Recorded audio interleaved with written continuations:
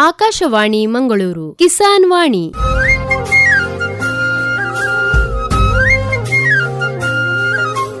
ಕಿಸಾನ್ ವಾಣಿ, ಕಿಸಾನ್ ವಾಣಿ, ಜೈ ಕಿಸಾನ್, ಜೈ ಕಿಸಾನ್, ಜೈ ಕಿಸಾನ್, ಕಿಸಾನ್ ವಾಣಿ.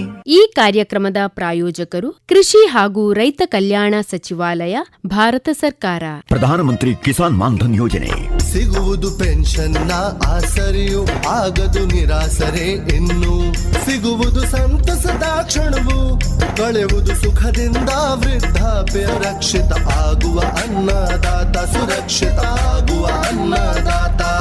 ಪ್ರಧಾನಮಂತ್ರಿ ಕಿಸಾನ್ ಮಾನ್ಧನ್ ಯೋಜನೆಯಿಂದ ಲಘು ಮತ್ತು ಸಣ್ಣ ಹಿಡುವಳಿದಾರ ರೈತರ ಭವಿಷ್ಯವಾಗುತ್ತೆ ಸುರಕ್ಷಿತ.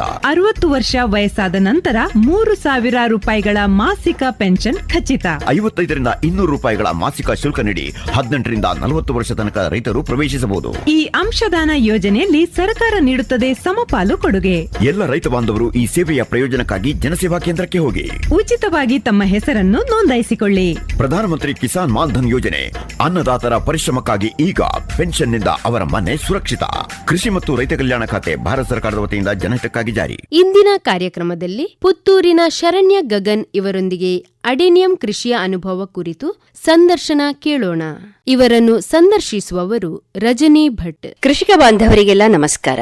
ಸಾಮಾನ್ಯವಾಗಿ ಹೂಗಿಡಗಳು ಮನೆಯ ಅಂದವನ್ನು ಹೆಚ್ಚಿಸುತ್ತವೆ. ಅದರಲ್ಲೂ ಒಳಾಂಗಣ ಹೊರಾಂಗಣ ಗಿಡಗಳು ಬೆಳೆಸುವುದು ಮನಸ್ಸಿಗೆ ಮುದ ನೀಡುವುದು ಹಾಗೂ ಇದೊಂದು ಉತ್ತಮ ಹವ್ಯಾಸವಾಗಿದೆ. ನಮ್ಮ ಕರಾವಳಿಯಲ್ಲಿ ಮಲ್ಲಿಗೆ, ದಾಸವಾಳ, ಗುಲಾಬಿ, ಸೇವಂತಿಗೆ ಹೀಗೆ ಬಹಳಷ್ಟು ಹೂಗಿಡಗಳನ್ನು ನಾವಿಲ್ಲಿ ಬೆಳೆಯುವುದು ಕಾಣಬಹುದು. ಆದರೆ ಅಡೆನಿಯಂ ಎಂಬ ಹೂಗಿಡವನ್ನು ಬೆಳೆಸುವುದು ಹೇಗೆ ಎಂಬುದರ ಬಗ್ಗೆ ಶರಣ್ಯ ಗಗನ್ ಇವರು ಇದರ ಬಗ್ಗೆ ಮಾಹಿತಿ ನೀಡಲಿಕ್ಕೆ ನಮ್ಮ ಜೊತೆ ಇದ್ದಾರೆ. ಇಂದಿನ ಈ ಕಾರ್ಯಕ್ರಮದಲ್ಲಿ ಅಡೆನಿಯಂ ಕೃಷಿ ಹಾಗೂ ಅದರ ಆರೈಕೆಯ ಬಗ್ಗೆ ಇವರು ನಮಗೆ ಸಮಗ್ರವಾಗಿ ತಿಳಿಸಲಿದ್ದಾರೆ. ನಮಸ್ತೆ ಮೇಡಮ್, ಕಾರ್ಯಕ್ರಮಕ್ಕೆ ಸ್ವಾಗತ. ನಮಸ್ತೆ ಮೇಡಮ್. ಇವಾಗ ಅಡೆನಿಯಂ ಅನ್ನುವ ಈ ಪದ ಹೆಸರು ಕೇಳುವಾಗಲೇ ಒಂದು ವಿಶೇಷ ಅಂತ ಅನ್ನಿಸ್ತಾ ಇದೆ. ಎಲ್ರಿಗೂ ಸಾಮಾನ್ಯವಾಗಿ ಇದರ ಹೆಸರು ವಿಶೇಷವೇ. ಏನಿದು ಅಡೆನಿಯಂ ಅಂದ್ರೆ? ನೀವು ಹೇಳಿದ ಹಾಗೆ ಅಡೆನಿಯಂ ಅಂತ ಹೇಳಿದ್ರೆ ಅದು ವಿಶೇಷ. ಅದನ್ನು ಕಾಣುವಾಗ್ಲೇ ಅದೊಂದು ವಿಶೇಷವಾದ ಗಿಡ. ಯಾಕಂತ ಹೇಳಿದ್ರೆ ಅದನ್ನು ನೋಡುವಾಗ ಈಗ ಬೇರೆಲ್ಲ ಗಿಡಗಳದ್ದು ಬೋನ್ಸಾಯಿ ಮಾಡ್ತಾರೆ. ಇದನ್ನು ಬೋನ್ಸಾಯಿಗೆ ಅದಕ್ಕೆ ಶೇಪ್ ತರಿಸ್ಬೇಕು ಅಂತಲಿಲ್ಲ, ಅದುವೇ ಬೋನ್ಸಾಯಿ ಹಾಗೆ ಶೇಪ್ ಅದಾಗಿ ತಾನಾಗಿ ಕೊಡ್ತದೆ. ಅದನ್ನ ನಾವು ಟೈಮಿಗೆ ಪ್ರೂನಿಂಗ್ ಮಾಡ್ತಾ ಹೋದ್ರೆ ಸಾಕು, ಅದು ನಮಗೆ ಬೋನ್ಸಾಯಿಯ ಶೇಪ್ ಅನ್ನೇ ಕೊಡ್ತದೆ ಅದು. ಹಾಗಾಗಿ ಅಡೆನಿಯಂ ಅಂತ ಹೇಳಿದ್ರೆ ಅದು ಗಿಡವೇ ಒಂದು ವಿಶೇಷ. ಅದು ಇನ್ನೊಂದು ಹೆಸರಿದೆ ಅಡೆನಿಯಂ ಅಂತ ಹೇಳಿದ್ರೆ, ಡೆಸರ್ಟ್ ರೋಸ್ ಅಂತ ಹೇಳ್ತಾರೆ. ಅದು ಅರೇಬಿಯನ್ ಕಂಟ್ರೀಸ್ ಗಳಲ್ಲಿ ಮತ್ತೆ ಆಫ್ರಿಕಾ ಕಂಟ್ರಿಗಳಲ್ಲಿ ಅದರದ್ದು ಒರಿಜಿನ್. ಅದರದ್ದು ಡೆಸರ್ಟ್ ರೋಸ್ ಅಂದ್ರೆ ಮರುಭೂಮಿಯ ಗುಲಾಬಿ ಅಂತ ಹೇಳ್ಬೋದು. ಮರುಭೂಮಿಯ ಗುಲಾಬಿ. ಅದರಲ್ಲಿ ಮಲ್ಟಿ ಪೆಟಲ್ಸ್ ಬರ್ತದೆ, ಸಿಂಗಲ್ ಪೆಟಲ್ಸ್ ಬರ್ತದೆ. ಮಲ್ಟಿ ಪೆಟಲ್ ಅಂದ್ರೆ ನಮ್ಮ ಮಾಮೂಲು ಗುಲಾಬಿಯ ಹಾಗೆ ಕಾಣ್ತದೆ ಕಾಣುವಾಗ, ತುಂಬಾ ದಳಗಳಿವೆ. ಹೌದು, ತುಂಬಾ ದಳಗಳಿರುವಂತದ್ದು. ಹಾಗಾಗಿ ಅದಕ್ಕೆ ಡೆಸರ್ಟ್ ರೋಸ್ ಅಂತ ಹೇಳ್ತಾರೆ, ಮರುಭೂಮಿಯ ಗುಲಾಬಿ. ಅಂದ್ರೆ ಇದಕ್ಕೆ ಅಂತ ನೀರು ಕಡಿಮೆ ಸಾಕ? ಹೇಗೆ? ನೀರು ಕಡಿಮೆ ಸಾಕು. ಬೇಸಿಗೆಯಲ್ಲಿ ಮಾತ್ರ 2 ದಿವಸಕ್ಕೊಮ್ಮೆ ನೀರು ಬೇಕಾಗ್ತದೆ ಅದಕ್ಕೆ. ಬಾಕಿ ದಿವಸಗಳಲ್ಲಿ ವಾರಕ್ಕೆ 2 ಸಲ ನೀರು ಹಾಕಿದ್ರೆ ಸಾಕು. ಮತ್ತೆ ನೀರು ಹಾಕುವಾಗಲೂ ಹಾಗೆ ಅದರ ಮಣ್ಣನ್ನು ನೋಡಿ, ನೀರಿನ ಅಂಶದಲ್ಲಿ ಉಂಟಾ ಇಲ್ವಾ ಅಂತ ನೋಡಿ ಹಾಕುವ. ಈ ವಿಶೇಷ ಹೆಸರಿನ ಬಗ್ಗೆ ನೀವು ಉಲ್ಲೇಖ ಮಾಡಿದ್ರೆ, ಈ ಗಿಡದ ಬೆಳವಣಿಗೆ ಹೇಗೆ, ಅಥವಾ ಇದನ್ನು ನಾಟಿ ಮಾಡುದು, ಹೊಸ ಗಿಡ ಮಾಡುದಾಗ್ಲಿ, ಇದರ ಬಗ್ಗೆ ಮಾಹಿತಿ ಕೊಡಬಹುದಾ? ಖಂಡಿತ. ಇದು ಗ್ರಾಫ್ಟೆಡ್ ಗಿಡ, ಅಂದ್ರೆ ನಾವು ಕಸಿ ಕಟ್ಟಿ ಮಾಡುವಂತ ಗಿಡ. ಇದ್ರ ತಾಯಿ ಗಿಡ ಅಂತ ನಾನು ಹೇಳ್ತೇನೆ. ತಾಯಿ ಗಿಡ ಪಿಂಕ್ ಕಲರ್ ನ single petal. Single petal pink colour ನ ಗಿಡಕ್ಕೆ ನಾವು ನಮಗೆ ಯಾವ ಕಲರ್ ಬೇಕು ಅದನ್ನು ಕಸಿ ಕಟ್ಟಿ ಬೆಳೆಸುವಂತದ್ದು. ಫ್ಲಾಟ್ ಗ್ರಾಫ್ಟಿಂಗ್ ಹೇಳ್ತಾರೆ, ವಿ ಕಟ್ ಗ್ರಾಫ್ಟಿಂಗ್ ಹೇಳ್ತಾರೆ. ನಾನು ಮಾಡುವಂತದ್ದು ಫ್ಲಾಟ್ ಕಟ್ಟಿಂಗ್ ಗ್ರಾಫ್ಟಿಂಗ್ ಮಾಡೋದು ನಾನು. ಇವಾಗ ನೀವು ಹೇಳಿದ್ರೆ ನಾನು ಮಾಡೋದು ಇದು ಅಂತ. ಎಂತ ಇದು, ಇದರ ಕಸಿ ಕಟ್ಟುವುದು ಹೇಗೆ? ಉಳಿದ ನಾವು ಈಗ ಹಲಸಿನ ಗಿಡಕ್ಕೆ, ಮಾವಿನ ಗಿಡಕ್ಕೆಲ್ಲ ಮಾಡಿದ ಹಾಗೆ ಹೇಗೆ ಇದರ ಕಸಿ ಕಟ್ಟುವುದ ವಿಧಾನ ಹೇಗೆ? ಈ ಸಿಂಗಲ್ ಪೆಟಲ್ ಪಿಂಕ್ ಅಡೆನಿಯಂನಲ್ಲಿ ಅದರಲ್ಲಿ ಬೀಜ ಆಗ್ತದೆ, ಬಿತ್ತು, ಸೀಡ್ ಪಾಡ್ ಅಂತ ಹೇಳ್ತೇವೆ ನಾವು. ಅದಕ್ಕೆ ಪಾಲಿನೇಷನ್ ಅಂತ ಅಗತ್ಯ ಇಲ್ಲ, ಅದಾಗಿ ತಾನಾಗಿ ಪಾಲಿನೇಷನ್ ಆಗಿ ಅದರಲ್ಲಿ ಬೀಜ ಆಗ್ತದೆ. ಆ ಬೀಜವನ್ನು ನಾವು ಕಲೆಕ್ಟ್ ಮಾಡಿ ಬಿತ್ತ ಹಾಕಿ 1 ವರ್ಷ ಆಗ್ಬೇಕು ಆ ಗಿಡಕ್ಕೆ. 1 ವರ್ಷ ಆದ ಗಿಡಕ್ಕೆ ಮತ್ತೆ ನಮ್ಮಲ್ಲಿ ಈಗ ಬೇರೆ ಕಲರ್ಸ್ ಇದ್ರೆ ನಮಗೆ ಯಾವ ಕಲರ್ಸ್ ಬೇಕು ಅದ್ರ ಗೆಲ್ಲನ್ನು ಕಟ್ ಮಾಡಿ ಗ್ರಾಫ್ಟಿಂಗ್ ಮಾಡುವಂತದ್ದು, ಕಸಿ ಕಟ್ಟುವಂತದ್ದು. ಇವಾಗ ನೀವು ಹೇಳಿದ್ರೆ ಅದು ಒಂದು ರೀತಿಯ ಬೊನ್ಸಾಯಿ ಗಿಡದ ಹಾಗೆ ಅಂತ. ಇದರ ಆಕಾರ ಹೇಗಿರ್ತದೆ? ಇದರ ಬುಡ ನಾವು ಅದಕ್ಕೆ ಕಾರ್ಡೆಕ್ಸ್ ಅಂತ ಹೇಳ್ತೇವೆ. ಅದು ವರ್ಷ ಹೋದ ಹಾಗೆ ತೋರ ಆಗ್ತಾ ಹೋಗ್ತದೆ. ಆಟೋಮೆಟಿಕ್ ಆಗಿ ನಾವು ಅದಕ್ಕೆ ಏನು ಕೊಡ್ಬೇಕಾದ ಅವಶ್ಯಕತೆ ಇಲ್ಲ. ಸ್ವಲ್ಪ ಗೊಬ್ಬರ ಹಾಕ್ಬೇಕು ಬೆಳಿಲಿಕ್ಕೆ, ಅದಕ್ಕೆ ನೈಟ್ರೋಜನ್ ರಿಚ್ ಗೊಬ್ಬರ ಹಾಕ್ಬೇಕು.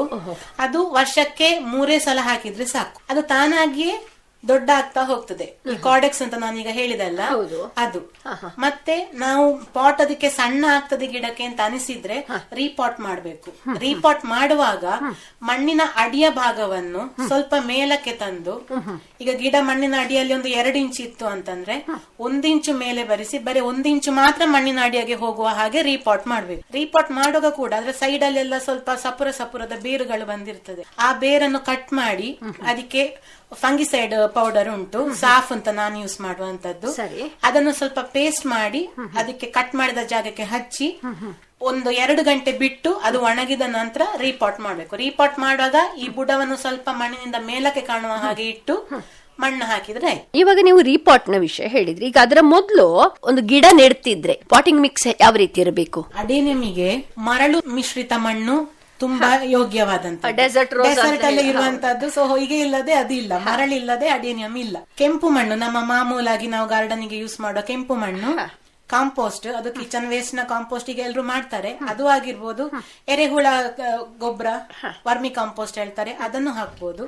ಅದು ಮತ್ತೆ ಮರಳು, ಅದು 3 ಮಿಕ್ಸ್ ಮಾಡಿ ಅದರ ಪಾಟಿಂಗ್ ಮಿಕ್ಸ್ ರೆಡಿ ಮಾಡುವಂತದ್ದು. ಅಷ್ಟೇ ಸಾಕು. ಅಂದ್ರೆ ನೀರು ಸರಾಗವಾಗಿ ಹರಿದು ಹೋಗುವ ಹಾಗೆ ಪಾಟಿಂಗ್ ಮಿಕ್ಸ್, ನೀರು ನಿಲ್ಬಾರ್ದು. ನೀರು ನಿಂತ್ರೆ ಈ ಕಾರ್ಡೆಕ್ಸ್ ಅಂತ ನಾನು ಆಗ ಹೇಳಿದಲ್ಲ, ಅದು ಕೊಳಿವ ಚಾನ್ಸಸ್ ಜಾಸ್ತಿ.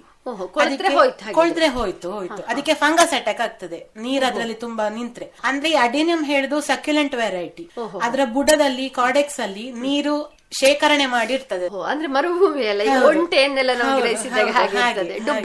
ಡುಬ್ಬದ ಹಾಗೆ ಸೇಮ್ ಅದೇ ಕಾನ್ಸೆಪ್ಟ್ ಅಡೇನಿಯಂಗೆ ಕೂಡ. ಅದು ನೀರು ಶೇಖರಣೆ ಮಾಡಿಕೊಂಡಿರುವ ಕಾರಣ ನಾವು ಹೊರಗಿಂದ ಹೆಚ್ಚು ನೀರು ಹಾಕಿದ್ರೆ ಅದಕ್ಕೆ ಅದು ಜಾಸ್ತಿಯಾಗಿ ಫಂಗಸ್ ಅಟ್ಯಾಕ್ ಆಗ್ತದೆ. ಅದ್ರ ಬುಡ ಎಲ್ಲ ಕೊಳಿಲಿಕ್ಕೆ ಸ್ಟಾರ್ಟ್ ಆಗ್ತದೆ. ಮತ್ತೆ ಅದನ್ನು ಕಟ್ ಮಾಡ್ಬೇಕು, ಫಂಗಸ್ ಪೌಡರ್ ಹಾಕ್ಬೇಕು. ಹೌದು, ಉಳಿಸಿಕೊಳ್ಳಿಕ್ಕೆ ಸ್ವಲ್ಪ ಕಷ್ಟ. ನಮಗೆ ಸ್ವಲ್ಪ ನೀರು ಭಯಂಕರ ಎಫೆಕ್ಟ್. ನಮಗೆ ಕೂಡ್ಲೆ ಗೊತ್ತಾದ್ರೆ ಓಕೆ, ಬದುಕಿಸಬಹುದು. ಇಲ್ಲ ನಮಗೆ ಈಗ ಸ್ವಲ್ಪ ಬಿಗಿನರ್ ಅಂತ ಆದ್ರೆ ಗೊತ್ತಾಗುದಿಲ್ಲ. ಕೆಲವೊಮ್ಮೆ ಎಲೆ ಹಳದಿ ಬಂದು ಆಗ ನಾವು ಮುಟ್ಟಿ ನೋಡ್ಬೇಕು, ಬುಡ ಮುಟ್ಟಿ ನೋಡಿದ್ರೆ ಅದು ಸಾಫ್ಟ್ ಉಂಟಾ ಹೇಗುಂಟು ಅಂತ ನೋಡಿ ಹಾಗೆ ಚೆಕ್ ಮಾಡ್ತಾ ಇದ್ರೆ ಓಕೆ, ತೊಂದ್ರೆ ಇಲ್ಲ. ಬಟ್ ನೀರು ಕಡಿಮೆ ಆದಷ್ಟು ಒಳ್ಳೇದು. ಈಗ ನೀವು ಮೊದಲ ಬಾರಿಗೆ ನೆಡುವಾಗ ಯಾವ ರೀತಿಯ ಮಣ್ಣನ್ನು ಉಪಯೋಗಿಸಬೇಕು ಅಂತ ಹೇಳಿದ್ರಿ, ಅದನ್ನು ನೆಟ್ಟ ನಂತರ ಅದರ ಆರೈಕೆ ಹೇಗೆ? ಅಡೇನಿಯಂ ಗಿಡ ನೆಟ್ಟ ದಿವಸ ಅದು ನೀರು ಇಂಗಿ ಹೋಗುವಷ್ಟು, ಈಗ ನಮಗೆ ಪಾಟ್ ಇಂದ ಕೆಳಗೆ ಹೋಗುದು ನೀರು ಹೋಗುದು ಕಾಣ್ಬೇಕು, ಅಷ್ಟು ನೀರು ಹಾಕಿ ನೆರಳಲ್ಲಿ ಇಡ್ಬೇಕು. ಒಂದು 10 ದಿವಸ ನೆರಳಲ್ಲಿ ಇಡ್ಬೇಕು. ಈಗ ನೆಟ್ಟ ಗಿಡ, ಫಸ್ಟ್ ನಾವು ನೆಟ್ಟ ಗಿಡ ನೆರಳಲ್ಲಿ 10 ದಿವಸ ಇಟ್ಟು, ಈ ನೀರು ಹಾಕಿದ ನಂತರ ಮತ್ತೆ ನೀರು ಹಾಕುವಾಗಿಲ್ಲ. 5-6 ದಿವಸ ನೀರು ಹಾಕ್ಲೇಬಾರ್ದು. ಅಂದ್ರೆ ನೀರಿನ ಅಂಶದಲ್ಲಿ ಇರ್ತದೆ. ನಾವು ಹೇಗಿದ್ರು ಬಿಸಿಲಿಗೆ ಡೈರೆಕ್ಟ್ ಇಡ್ತಾ ಇಲ್ಲ, ನೆರಳಲ್ಲಿ ಇಟ್ಟಿರ್ತೇವೆ. ಸೊ ನೀರಿನ ಅಂಶ ಅದ್ರಲ್ಲಿ ಇರ್ತದೆ. 5 ದಿವಸ ಅಂತೂ ಹಾಕ್ಲೇಬಾರ್ದು. ಮತ್ತೆ ನೋಡಿಕೊಂಡು ಹಾಕ್ಬೇಕು. ಮಣ್ಣು ನೋಡಿ ಅದರಲ್ಲಿ ನೀರಿನ ಅಂಶ ಉಂಟಾ, ಪಸೆ ಉಂಟಾ ಅಂತ ನೋಡಿ ಬೇಕಿದ್ರೆ ಮಾತ್ರ ನೀರು ಹಾಕಿ 10 ದಿವಸ ಕಳೆದ ನಂತರ ಡೈರೆಕ್ಟ್ ಬಿಸಿಲಿಗೆ ಇಡ್ಬೇಕು. ಮಿನಿಮಮ್ 6-8 ಗಂಟೆ ಡೈರೆಕ್ಟ್ ಬಿಸಿಲು ಅದಕ್ಕೆ ಬೀಳಲೇಬೇಕು. ಇದು ಬಿಸಿಲಿನಲ್ಲೇ ಬೆಳೆಯುವಂತದ್ದು. ಇವಾಗ ನೀವು ಹೇಳಿದ್ರಿ ನೀರಿನ ಅವಶ್ಯಕತೆ ಇದ್ದಲ್ಲಿ ಹಾಕುದು ಅಂತ, ಅದು ಹೇಗೆ ಗೊತ್ತಾಗುದು? ಅಂದ್ರೆ ಬೆರಳೇನಾದ್ರೂ ಹೀಗೆ ನಾವು ಮುಟ್ಟಿ ನೋಡಿದಾಗ ನಮಗೆ ಗೊತ್ತಾಗ್ತದೆ. ಈಗ ನೀರಿನ ಪಸೆ ಇದ್ರೆ ನಮ್ಮ ಕೈಗೆ ಮಣ್ಣಿನ ಇದು ಅಂಟುತ್ತದಲ್ಲ, ಅದು ಇದ್ರೆ ಹಾಕುದು ಅವಶ್ಯಕತೆ ಇಲ್ಲ. ಈಗ ಹೊರಗಡೆ ಡೈರೆಕ್ಟ್ ಬಿಸಿಲಿಗೆ ಇಟ್ರು ಕೂಡ ಈ ಚಳಿಗಾಲದಲ್ಲಿ ಎಲ್ಲ 3-4 ದಿವಸಕ್ಕೊಮ್ಮೆ ನೀರು ಹಾಕಿದ್ರೆ ಸಾಕು, ಹೆಚ್ಚು ನೀರು ಹಾಕುವ ಅವಶ್ಯಕತೆ ಇಲ್ಲ. ನೀರು ಹಾಕುವಾಗ ಕೂಡ ಗಿಡಕ್ಕೆ ಬೀಳದ ಹಾಗೆ ನೋಡಿಕೊಳ್ಬೇಕು, ಆದಷ್ಟು ಬುಡಕ್ಕೆ ಬೀಳ್ಬೇಕು. ಕಾರ್ಡೆಕ್ಸ್ಗೆ ತಾಗಬಾರದು. ಕಾರ್ಡೆಕ್ಸ್ಗೆ ತಾಗ್ಬಹುದು, ಮೇಲೆ ಎಲೆಗಳಿಗೆ ಮೊಗ್ಗಿಗೆ ತಾಗಿದ್ರೆ ಅದು ಉದುರ್ತದೆ. ನೀರು ಹಾಕುವಾಗ ಜಾಗ್ರತೆ ವಹಿಸಬೇಕು. ಆದಷ್ಟು ಗಿಡದ ಒಂದು ಅರ್ಧ ಅಂಶಕ್ಕಿಂತ ಕೆಳಗಡೆ ನೀರು ಬೀಳುವ ಹಾಗೆ ನೋಡಿಕೊಳ್ಬೇಕು. ಅಡೇನಿಯಂನ ಬಗ್ಗೆ ಉತ್ತಮ ಮಾಹಿತಿ. ಈಗ ನೀವು ಅದು ಹೇಳಿದ್ರೆ 7-8 ದಿವಸ ತನಕ ನೆರಳಲ್ಲಿ ಇಡಬೇಕು, ಆ ನಂತರ ಬಿಸಿಲಿಗೆ ಇಡುವುದು. ಮುಂದಿನ ಪ್ರಕ್ರಿಯೆ ಹೇಗೆ? ಮಿನಿಮಮ್ 6-8 ಗಂಟೆ ಡೈರೆಕ್ಟ್ ಬಿಸಿಲು ಬೀಳುವ ಹಾಗೆ ಇಡ್ಬೇಕು. ನಂತರ ಅದಕ್ಕೆ ಫರ್ಟಿಲೈಸರ್ ಏನಾದ್ರು ಬೇಕಿದೆ, ಈಗ ನಡುವಾಗ ನಾವು ಹೇಗಿರೋ ಕಾಂಪೋಸ್ಟ್ ಹಾಕಿರ್ತೇವೆ, ಹಾಗಾಗಿ ಕೂಡ್ಲೆ ಹಾಕುವಂತ ಅವಶ್ಯಕತೆ ಇಲ್ಲ. ಮತ್ತೆ ಈಗ ಸಣ್ಣ ಗಿಡ ಅಂತ ಆದ್ರೆ ನಾವು ಹೂ ಬರ್ಬೇಕು ಅಂತ ಹೇಳಿ ಹೂ ಬರ್ಲಿಕ್ಕಿರುವ ಫರ್ಟಿಲೈಸರ್ ಹಾಕುದು ಬೇಡ. ಅಂದ್ರೆ ಅದರಲ್ಲಿ ಎಷ್ಟು 1 ಅಥವಾ 2 ಕೊಂಬೆ ಇರ್ತದಷ್ಟೇ. ಅದಕ್ಕೆ ಹೂ ಬರುವ ಹಾಗೆ ಅದಕ್ಕೆ ಕೆಲಸ ನಾವು ಕೊಟ್ಟದ್ದು ಅಂತಾದ್ರೆ ಈ ಕಾರ್ಡೆಕ್ಸ್ ದಪ್ಪ ಬರುದಿಲ್ಲ. ಅಂದ್ರೆ ಹೂ ಬಿಡ್ಲಿಕ್ಕಿರುವ ನಾವು ಫರ್ಟಿಲೈಸರ್ ಗೊಬ್ಬರ ಹಾಕಬಾರದು. ಸಣ್ಣ ಗಿಡ ಅಂತ ಆದ್ರೆ, ದೊಡ್ಡ ಗಿಡ ಆದ್ರೆ ಹಾಕ್ಬೋದು, ತೊಂದ್ರೆ ಇಲ್ಲ. ಬರೀ ಸಣ್ಣ ಗಿಡ ಒಂದು 6 ಇಂಚು 8 ಇಂಚಿನ ಗಿಡ ಎಲ್ಲ ಸಿಗ್ತದೆ. ಅಷ್ಟು ಸಣ್ಣ ಗಿಡಕ್ಕೆ ಒಮ್ಮೆ ಹೂ ಆಗ್ಲಿ, ನಮ್ಮಲ್ಲಿ ಒಮ್ಮೆ ಹೂ ಆಗ್ಲಿ ನೋಡುವ ಅಂತ ಹೇಳಿ ಅರ್ಜೆಂಟ್ ಮಾಡಬಾರ್ದು. ಹಾಗಾಗಿ ಅದಕ್ಕಿರುವಂತ ಫರ್ಟಿಲೈಸರ್ ಅನ್ನು ಸ್ವಲ್ಪ ತಾಳ್ಮೆಯಿಂದ ಕಾದು ಸ್ವಲ್ಪ ದೊಡ್ಡ ಆದ ನಂತರ ನೆಕ್ಸ್ಟ್ ಇಯರ್ ಹೂ ಆದ್ರೆ ಸಾಕು ಅಂತ ಹೇಳಿ ಹಾಕ್ಬೇಕು. ಅಂದ್ರೆ ಇದರಲ್ಲಿ ಹೂ ಆಗ್ತದೆ, ಆಗುದಿಲ್ಲ ಅಂತಲ್ಲ, ಹೂ ಆಗ್ಲಿಕ್ಕೆ ನಾವು ಬಿಡಬಾರ್ದು. ಹೂ ಆಗ್ಲಿಕ್ಕಿರೋ ಗೊಬ್ಬರ ಹಾಕ್ಬಾರ್ದು. ಮತ್ತೆ ಯಾವ ರೀತಿಯ ಗೊಬ್ಬರ ಹಾಕ್ಬೇಕು? ಇದಕ್ಕೆ ನೈಟ್ರೋಜನ್ ಜಾಸ್ತಿ ಇರುವಂತ ಗೊಬ್ಬರ ಹಾಕ್ಬೇಕು. ಅಂದ್ರೆ ಸಗಣಿ ಕೂಡ ಹಾಗೆ ಹಸಿ ಸಗಣಿ ಹಾಕಬಾರ್ದು. ಸಗಣಿ ಒಣಗಿಸಿ ಪುಡಿ ಮಾಡಿ ಹಾಕ್ಬೇಕು. ಮತ್ತೆ ಬೋನ್ ಮೀಲ್ ಹಾಕ್ಬಹುದು. ಮತ್ತೆ ಈಚೆ ಕಾಂಪೋಸ್ಟ್, ನಾವೀಗ ಪಾಟಿಂಗ್ ಮಿಕ್ಸ್ ಗೆ ಯೂಸ್ ಮಾಡಿದ ಕಾಂಪೋಸ್ಟ್ ಅನ್ನು ಅದನ್ನು ಕೂಡ ಹಾಕ್ಬಹುದು. ಅದಲ್ಲದೆ ಇದು 3 ಮಿಕ್ಸ್ ಮಾಡಿ ಕೂಡ ಹಾಕ್ಬಹುದು. ಇವಾಗ ನೀವು ಇದೆಲ್ಲ ನೆಡುದು ಹೇಗೂ ನೆಲದಲ್ಲಿ ಇರ್ಲಿಕ್ಕಿಲ್ಲ, ಈಗ ಕುಂಡದಲ್ಲಿ ಬೆಳೆಸುವಾಗ ಈಗ ನೀವು ಹೇಳಿದ್ರಲ್ಲ 3 ಮಿಶ್ರ ಮಾಡಿ ಹಾಕ್ಬಹುದು. ಎಷ್ಟೆಷ್ಟು ಕೊಡ್ಬೇಕಾಗತ್ತೆ ಒಂದು ಗಿಡಕ್ಕೆ? ಸಣ್ಣ ಗಿಡ ಅಂತ ಆದ್ರೆ ಈಗ 1 ಫೀಟಿನ ಒಳಗಡೆ ಹೈಟ್ ಇರುವಂತ ಗಿಡ ಅಂತ ಆದ್ರೆ ಒಂದು 30 ರಿಂದ 40 ಗ್ರಾಮ್ ಆಗುವಷ್ಟು ಕೊಟ್ರೆ ಸಾಕು. ದೊಡ್ಡ ಗಿಡ ಒಂದು 3-4 ವರ್ಷ ಪ್ರಾಯ ಆಯ್ತು ಅಂತ ಆದ್ರೆ 100 ಗ್ರಾಮ್ ವರೆಗೂ ಕೊಡ್ಬಹುದು. 10 ವರ್ಷಕ್ಕಿಂತ ಜಾಸ್ತಿ ಗಿಡ ಅಂತ ಇದ್ರೆ 250 ಗ್ರಾಮ್ ತನಕ ಕೊಡ್ಬಹುದು. ಅದಕ್ಕೆ ಬೆಳವಣಿಗೆಗೆ ಇರುವಂತದ್ದು. ಇವಾಗ ಆ ಹೂ ಬಿಡ್ಲಿಕ್ಕಿರುವ ನಾವು ಗೊಬ್ಬರ ಏನ್ ಹಾಕ್ತೇವೆ, ಯಾವಾಗ ಹಾಕಬೇಕು ಮತ್ತೆ ಎಷ್ಟು ಹಾಕಬೇಕು? ಅಡೆನೆಮಿನ ಹೂವಿನ ಸೀಸನ್ ಸ್ಟಾರ್ಟ್ ಆಗುವಂತದ್ದು ಮಾರ್ಚ್ ನಂತರ. ಬೇಸಿಗೆಯಲ್ಲಿ ಹೂವಾಗುವಂತದ್ದು. ಈ ಟೈಮ್ ಅಲ್ಲಿ ತುಂಬಾ ಹೂವಾಗುವಂತದ್ದು, ಬೊಕ್ಕೆ ಟೈಪ್ ಅಲ್ಲಿ ಹೂವಾಗುವಂತದ್ದು ಮಾರ್ಚ್, ಏಪ್ರಿಲ್, ಮೇ, ಆ 3 ತಿಂಗಳು ಜಾಸ್ತಿ ಹೂ ಕೊಡುವಂತದ್ದು. ಗಿಡದ ತುಂಬಾ ಹೂ ಬರ್ಬೇಕು ಅಂತಾದ್ರೆ ಬೇಸಿಗೆವರೆಗೆ ನಾವು ವೇಟ್ ಮಾಡ್ಬೇಕು, ಕಾಯ್ಬೇಕು. ಅದಕ್ಕಿಂತ ಈಗ ನಾವು ಒಂದು ಗಿಡವನ್ನು ಹೂ ಆಗ್ಲಿಕ್ಕೆ ಬೇಸಿಗೆ ಕಾಲಕ್ಕೆ ರೆಡಿ ಮಾಡುದು ಅಂತಾದ್ರೆ ಫೆಬ್ರವರಿ 2ನೇ ವಾರ ಅದನ್ನು ಪ್ರೂನಿಂಗ್ ಮಾಡ್ಬೇಕು. ಈ ಗ್ರಾಫ್ಟ್ ಮಾಡಿದ ಜಾಗಕ್ಕಿಂತ 2 ಇಂಚಷ್ಟು ಬಿಟ್ಟು ಕಟ್ ಮಾಡ್ಬೇಕು, ಕತ್ತರಿಸಬೇಕು. ಹೌದು. ಕಟ್ ಮಾಡುವಾಗ ಹೊಸ ಬ್ಲೇಡ್ ಯೂಸ್ ಮಾಡುದು ಹೆಚ್ಚು ಒಳ್ಳೇದು. ಅದು ಕಾರಣ ಈ ಹಳೆ ಚೂರಿ ಎಲ್ಲ ನಾವು ಯೂಸ್ ಮಾಡುದು ಅಂತ ಆದ್ರೆ ಮಾಡ್ಬೋದು, ತೊಂದ್ರೆ ಇಲ್ಲ. ಮಾಡೋದಕ್ಕಿಂತ ಮೊದ್ಲು ಡೆಟಾಲ್ ಅಲ್ಲಿ ಅದನ್ನು ಕ್ಲೀನ್ ಮಾಡ್ಬೇಕು ಚೂರಿಯನ್ನು, ಅಥವಾ ಹೈಡ್ರೋಜನ್ ಪೆರಾಕ್ಸೈಡ್ ಕೂಡ ಆಗ್ತದೆ, ರೋಗ ಬರದ. ಹೌದು, ಫಂಗಸ್ ಅಟ್ಯಾಕ್ ಆಗೋದು ಬೇಗ ಅಡೆನಿಯಂಗೆ. ಅದಕ್ಕೆ ಬೇಕಾಗಿ ಅದನ್ನು ತಪ್ಪಿಸ್ಲಿಕ್ಕೆ ಬೇಕಾಗಿ ಹೊಸ ಬ್ಲೇಡ್ ಯೂಸ್ ಮಾಡುದು ಒಳ್ಳೇದು. ಹಳೆ ಚೂರಿ ನಾನು ಯೂಸ್ ಮಾಡ್ತೇನೆ ಅಂತ ಹೇಳಿ ತೊಂದ್ರೆ ಇಲ್ಲ. ಹೈಡ್ರೋಜನ್ ಪೆರಾಕ್ಸೈಡ್ ಅಥವಾ ಡೆಟಾಲ್ ಅಲ್ಲಿ ಅದನ್ನು ಸ್ವಲ್ಪ ಕ್ಲೀನ್ ಮಾಡಿ ಒರೆಸಿ ಮತ್ತೆ ಕಟ್ ಮಾಡುವಂತದ್ದು. ಗ್ರಾಫ್ಟಿನ ಪೋರ್ಷನ್ ಇಂದ 2 ಇಂಚಷ್ಟು ಬಿಟ್ಟು ಕಟ್ ಮಾಡುವಂತದ್ದು. ಕಟ್ ಮಾಡಿದ ಜಾಗದಲ್ಲಿ ಒಂದು ನೀರಿನ ಹಾಗೆ ಬರ್ತದೆ, ಒಂದು ಲಿಕ್ವಿಡ್, ವ್ಯಾಕ್ಸಿ ಲಿಕ್ವಿಡ್ ಹೇಳ್ತೇವೆ ನಾವು ಅದಕ್ಕೆ. ಆ ಲಿಕ್ವಿಡ್ ಅನ್ನು ಒಂದು ಕಾಟನ್ ಬಟ್ಟೆಯಿಂದ, ಕರ್ಚೀಫ್ ಏನಾದ್ರು ಅದರಲ್ಲಿ ಕ್ಲೀನ್ ಮಾಡಿ ಮತ್ತೆ ಈ ಫಂಗಲ್ ಪೌಡರ್, ಹೌದು, ಸಾಫ್, ಅದನ್ನು ಸ್ವಲ್ಪ ಪೇಸ್ಟ್ ಮಾಡ್ಬೇಕು. ತುಂಬಾ ನೀರ್ ಮಾಡಬಾರ್ದು, ಸ್ವಲ್ಪ ಪೇಸ್ಟ್ ನಾಗಿರ್ಬೇಕು ಅದು. ಆ ಪೇಸ್ಟ್ ಅನ್ನು ಕಟ್ ಮಾಡಿದ ಜಾಗಕ್ಕೆ ಅಪ್ಲೈ ಮಾಡ್ಬೇಕು. ಈ ಕಟ್ ಮಾಡಿದ ಗಿಡವನ್ನು ನೆರಳಲ್ಲಿ ಇಡಬಾರ್ದು, ಡೈರೆಕ್ಟ್ ಬಿಸಿಲಿಗೆ ಇಡಬೇಕು. ನಾವು ಎಷ್ಟು ಸಾಧ್ಯ ಅಷ್ಟು ಬೆಳಿಗ್ಗೆ ಬೇಗ ಕಟ್ ಮಾಡ್ಬೇಕು. ಒಂದು 8 ಗಂಟೆ ಹೊತ್ತು 9 ಗಂಟೆ ಹೊತ್ತಿಗೆಲ್ಲ ನಮಗೆ ಕಟ್ ಮಾಡಿ ಆಗಿರ್ಬೇಕು. ಬಿಸಿಲು ಬರೋ ಮೊದ್ಲೇ, ಬಿಸಿಲು ಬರುವಾಗ ನಮಗೆ ಇದೆಲ್ಲ ಪ್ರೊಸೆಸ್ ಆಯ್ತು ಅಂತ ಆದ್ರೆ ಓಕೆ. ಈ ಫಂಗಸ್ ಪೌಡರ್ ಎಲ್ಲ ಅಪ್ಲೈ ಮಾಡಿ ಎಲ್ಲ ಆಗಿ ಡೈರೆಕ್ಟ್ ಅಲ್ಲೇ ಇಟ್ರೆ ಆಯ್ತು, ಬಿಸಿಲಲ್ಲೇ ಡೈರೆಕ್ಟ್ 8 ಗಂಟೆ ಬಿಸಿಲು ಸಿಕ್ಕುವಲ್ಲಿ ಇಟ್ರೆ ಆಯ್ತು. ಅದಾಗಿ ಪ್ರೂನಿಂಗ್ ಮಾಡಿ ನೈಟ್ರೋಜನ್ ಜಾಸ್ತಿ ಇರುವ ಫರ್ಟಿಲೈಸರ್ ಕೊಡ್ಬೇಕು. ಸಗಣಿ, ಒಣ ಸಗಣಿ, ಹಸಿ ಬೇಡ, ಹಸಿ ಆದ್ರೆ ಫಂಗಲ್ ಅಟ್ಯಾಕ್ ಆಗ್ತದೆ. ಬೋನ್ ಮೀಲ್, ಒಣಗಿದ ಸಗಣಿ ಪೌಡರ್, ಅದನ್ನು 3 ಮಿಕ್ಸ್ ಮಾಡಿ ಹಾಕ್ಬೋದು, ಅಥವಾ ಸಪರೇಟ್ ಆಗಿ ಕೂಡ ಹಾಕ್ಬೋದು. ನಿಮ್ಮ ಹತ್ರ 3 ಕೂಡ ಇಲ್ಲ ಅಂತ ಆದ್ರೆ ಯಾವ್ದಾದ್ರು ಒಂದು ಉಂಟು, ತೊಂದ್ರೆ ಇಲ್ಲ, ಹಾಕ್ಬೋದು. ಗಿಡದ ಸೈಜ್ ನೋಡಿಕೊಂಡು, ಗಾತ್ರ ನೋಡಿಕೊಂಡು ಎಷ್ಟು ಬೇಕೋ ಅಷ್ಟು ಅಡ್ಜಸ್ಟ್ ಮಾಡಿ ಹಾಕಿ ನೀರ್ ಹಾಕ್ಬೇಕು. ಕೂಡ್ಲೆ ನೀರ್ ಹಾಕ್ಬೇಕು. ನೀರು ಇಳಿದು ಹೋಗುವಷ್ಟು ಹಾಕ್ಬೇಕು. ಬೇಡ ನೀರ್ ಇಳಿದು ಹೋಗುವಷ್ಟು ಹಾಕುದು ಬೇಡ, ಗೊಬ್ಬರ ಹೋಗ್ಬೋದು. ಈ ಗೊಬ್ಬರ ಹಾಕಿ ಕಂಟಿನ್ಯೂಸ್ 3 ರಿಂದ 4 ದಿವಸ ನೀರ್ ಹಾಕ್ಬೇಕು. ಗೊಬ್ಬರ ಕರಗಿ ಮಣ್ಣಿಗೆ ಸೇರಿ ಗಿಡಕ್ಕೆ ಸಿಕ್ಕುವ ಹಾಗೆ 4 ದಿವಸ ಕಂಟಿನ್ಯೂಸ್ ನೀರು ಹಾಕ್ಬೇಕು. ಮತ್ತೆ ಬೇಡ, ಮತ್ತೆ ಡ್ರೈ ಆದ ನಂತರ ಮಾತ್ರ ಹಾಕಿದ್ರೆ ಸಾಕು. ಮಣ್ಣು ಪಾಟಿಂಗ್ ಮಿಕ್ಸ್ ಒಣಗಿದ ನಂತರ ಹಾಕಿದ್ರೆ ಸಾಕು. ಈ ಗೊಬ್ಬರ ಸರಿ ಅದಕ್ಕೆ ಎಳ್ಕೊಳ್ಬೇಕಲ್ಲ, ಹಾಗಾಗಿ 4 ದಿವಸ ಕಂಟಿನ್ಯೂಸ್ ನೀರು ಹಾಕ್ಬೇಕಾಗ್ತದೆ. ಇವಾಗ ಬಹುಶಃ ಇದಕ್ಕೆ ಒಂದೆರಡು ದಿವಸ ನೀರು ಹಾಕದಿದ್ರು ಏನಾಗ್ಲಿಕ್ಕಿಲ್ಲ ಏನಾಗುದಿಲ್ಲ. ಇಲ್ಲ, ಈಗ ಟೂರ್ ಎಲ್ಲ ಹೋಗುವವರಿಗೆ ಒಳ್ಳೇದು, ನನಗೆ ಒಳ್ಳೇದು. ನಾವು ಜಾಸ್ತಿ ಟೂರ್ ಹೋಗ್ತಾ ಇರ್ತೇವೆ. ಮಗನಿಗೆ ರಜೆ ಸಿಕ್ಕಿದ ಕೂಡಲೇ ಟೂರ್ ಹೋಗುದು ಅಂತ. ಇದನ್ನು ಬಿಸಿಲಲ್ಲಿ ಇಟ್ಟು ಹೋದ್ರೆ ಆಯ್ತು. ಬಿಸಿಲನ್ನು ಸಿಕ್ಕಿದ್ರೆ ಆಯ್ತು. ಇದಕ್ಕೆ ಹೋಗುವ ದಿವಸ ನೀರು ಹಾಕುದು, ಮತ್ತೆ ಬಂದ ನಂತರ ನೀರು ಹಾಕುದು. ಹಾಗಾಗಿ ಇದೀಗ ಪ್ರೂನಿಂಗ್ ಮಾಡಿ ಒಂದು 10 ದಿವಸ ಆಗುವಾಗ ಸ್ವಲ್ಪ ಚಿಗುರು ಬರ್ಲಿಕ್ಕೆ ಸ್ಟಾರ್ಟ್ ಆಗ್ತದೆ. ಚಿಗುರು ಬಂದ ನಂತರ ಅದೊಂದು 30 ದಿವಸ ಆಗ್ಬೇಕು. ಈ ಪ್ರೂನಿಂಗ್ ಮಾಡಿದ ದಿವಸಕ್ಕಿಂತ ಸರಿ 30 ದಿವಸ ಆದ ನಂತರ ಹೂ ಬರ್ಲಿಕ್ಕಿರುವ ಗೊಬ್ಬರ ಹಾಕ್ಬೇಕು. Potash NPK 19 potash red colour ಅಲ್ಲಿ ಸಿಗ್ತದೆ ಪೊಟ್ಯಾಶ್, ಅದು ಹಾಕ್ಬೋದು. DAP ಹಾಕ್ಬೋದು. ಇದು ಮೂರನ್ನು ಮಿಕ್ಸ್ ಮಾಡಿ ಕೂಡ ಹಾಕ್ಬಹುದು. ನೀರು ಮಾಡಿಯಾ ಹೇಗೆ? ಅಲ್ಲ, ಹಾಗೆ ಹಾಗೆ DAP NPK 19 ಪೊಟ್ಯಾಶ್. ಈ ಪ್ರಮಾಣ ಹೇಗೆ ಮಿಕ್ಸ್ ಮಾಡ್ತಿದ್ರೆ? ಸೇಮ್, ಒಂದು ಚಮಚ ತಗೊಂಡ್ರೆ ಸಮ ಪ್ರಮಾಣ. ಈಗ ಒಂದು ಚಮಚ ಅದು ತಕೊಂಡ್ರೆ ಇದು ಪೊಟ್ಯಾಶ್ ಕೂಡ ಒಂದು ಚಮಚ, ಎಲ್ಲ ಒಂದೊಂದು ಚಮಚ ತಕೊಂಡ್ರೆ ಆಯ್ತು. ಅದು ಮಿಕ್ಸ್ ಮಾಡಿ ಹಾಕುವಾಗ ಕೂಡ ಹಾಗೆ ಸಣ್ಣ ಗಿಡಕ್ಕೆ ಕಡಿಮೆ ಅರ್ಧ ಚಮಚ, ದೊಡ್ಡ ಗಿಡಕ್ಕೆ 1 ಚಮಚ. ದೂರದಿಂದ ಹಾಕ್ಬೇಕಲ್ಲ, ಅದು ಚಟ್ಟಿಯ ಸೈಡ್ ಇಂದಾಗಿ ಹಾಕ್ಬೇಕು. ಇಲ್ಲ ಈ ಕಾರ್ಡೆಕ್ಸ್ ಗೆ ತಾಗಬಾರ್ದು. ತಾಗಿದ್ರೆ ಕೆಮಿಕಲ್ ಬರ್ನ್ ಅಂತ ಹೇಳ್ತೇವೆ ನಾವು, ಕೆಮಿಕಲ್ ಬರ್ನ್ ಆಗ್ತದೆ. ಮತ್ತೆ ನೀರ್ ಹಾಕುವಾಗ ಎಲ್ಲ ಕೆಲವರು ಕೇಳ್ಬೋದು, ನೀರ್ ಹಾಕುವಾಗ ಆಚೆ ಈಚೆ ಹೋಗುದಿಲ್ವಾ ಅಂತ. ಅದು ತೊಂದ್ರೆ ಇಲ್ಲ, ನೀರ್ ಹಾಕಿದ ನಂತರ ತೊಂದ್ರೆ ಇಲ್ಲ, ಅದು ಹೇಗೂ ಡೈಲ್ಯೂಟ್ ಆಗ್ತದೆ. ನಾವು ಹಾಕುವಾಗ ಚಟ್ಟಿಯ ಸೈಡ್ ಅಲ್ಲಿ ಆಗಿ ಹಾಕಿ ಸ್ವಲ್ಪ ಮಣ್ಣಿನೊಟ್ಟಿಗೆ ಮಿಕ್ಸ್ ಮಾಡಿ ಕೊಡ್ಬೇಕು. ಈ ಪಾಟಿಂಗ್ ಮಿಕ್ಸ್ ಇರ್ತದಲ್ಲ, ಅದಕ್ಕೆ ಸ್ವಲ್ಪ ಮಿಕ್ಸ್ ಮಾಡಿ ನೀರು ಹಾಕುವಂತದ್ದು. ಇದು ಕೂಡ ಹಾಗೆ ನೀರು ಕಂಟಿನ್ಯೂಸ್ 5 ದಿವಸ ಹಾಕ್ಬೇಕು. ಈ ಗೊಬ್ಬರ ಹಾಕಿ ಗೊಬ್ಬರ ಹಾಕಿ ಕಂಟಿನ್ಯೂಸ್ 5 ದಿವಸ ನೀರು ಕೊಡಬೇಕು. ಮತ್ತೆ ಮಾಮೂಲಿನ ಹಾಗೆ ಒಣಗಿದ ನಂತರ ನೀರು ಹಾಕಿದ್ರೆ ಸಾಕು. 3 ದಿವಸಕ್ಕೊಮ್ಮೆ 4 ದಿವಸಕ್ಕೊಮ್ಮೆ ಸಾಕು. ಇವಾಗ ಪ್ರೂನಿಂಗ್ ಅದರ ಸಮಯ ಯಾವುದು, ಅಂದ್ರೆ ಯಾವ ತಿಂಗಳಲ್ಲಿ ಮಾಡ್ಬೇಕು? ಏನಾದ್ರೂ ಇದೆಯಾ ಹಾಗೆ? ಚಳಿಗಾಲದಲ್ಲಿ ಮಾಡಬಾರ್ದು, ಮಳೆಗಾಲದಲ್ಲಿ ಕೂಡ ಮಾಡಬಾರ್ದು. ಅದು ಸರಿಯಾಗಿ ಚಿಗುರು ಕೊಡುದಿಲ್ಲ. ಚಿಗುರ್ತದೆ, ಸ್ವಲ್ಪ ಜಾಸ್ತಿ ಟೈಮ್ ಬೇಕು. ಮತ್ತೆ ಆ ಚಿಗುರು ಕೂಡ ಹೆಲ್ದಿ ಆಗಿರುದಿಲ್ಲ, ಆರೋಗ್ಯವಂತ ಚಿಗುರು ಬರುದಿಲ್ಲ.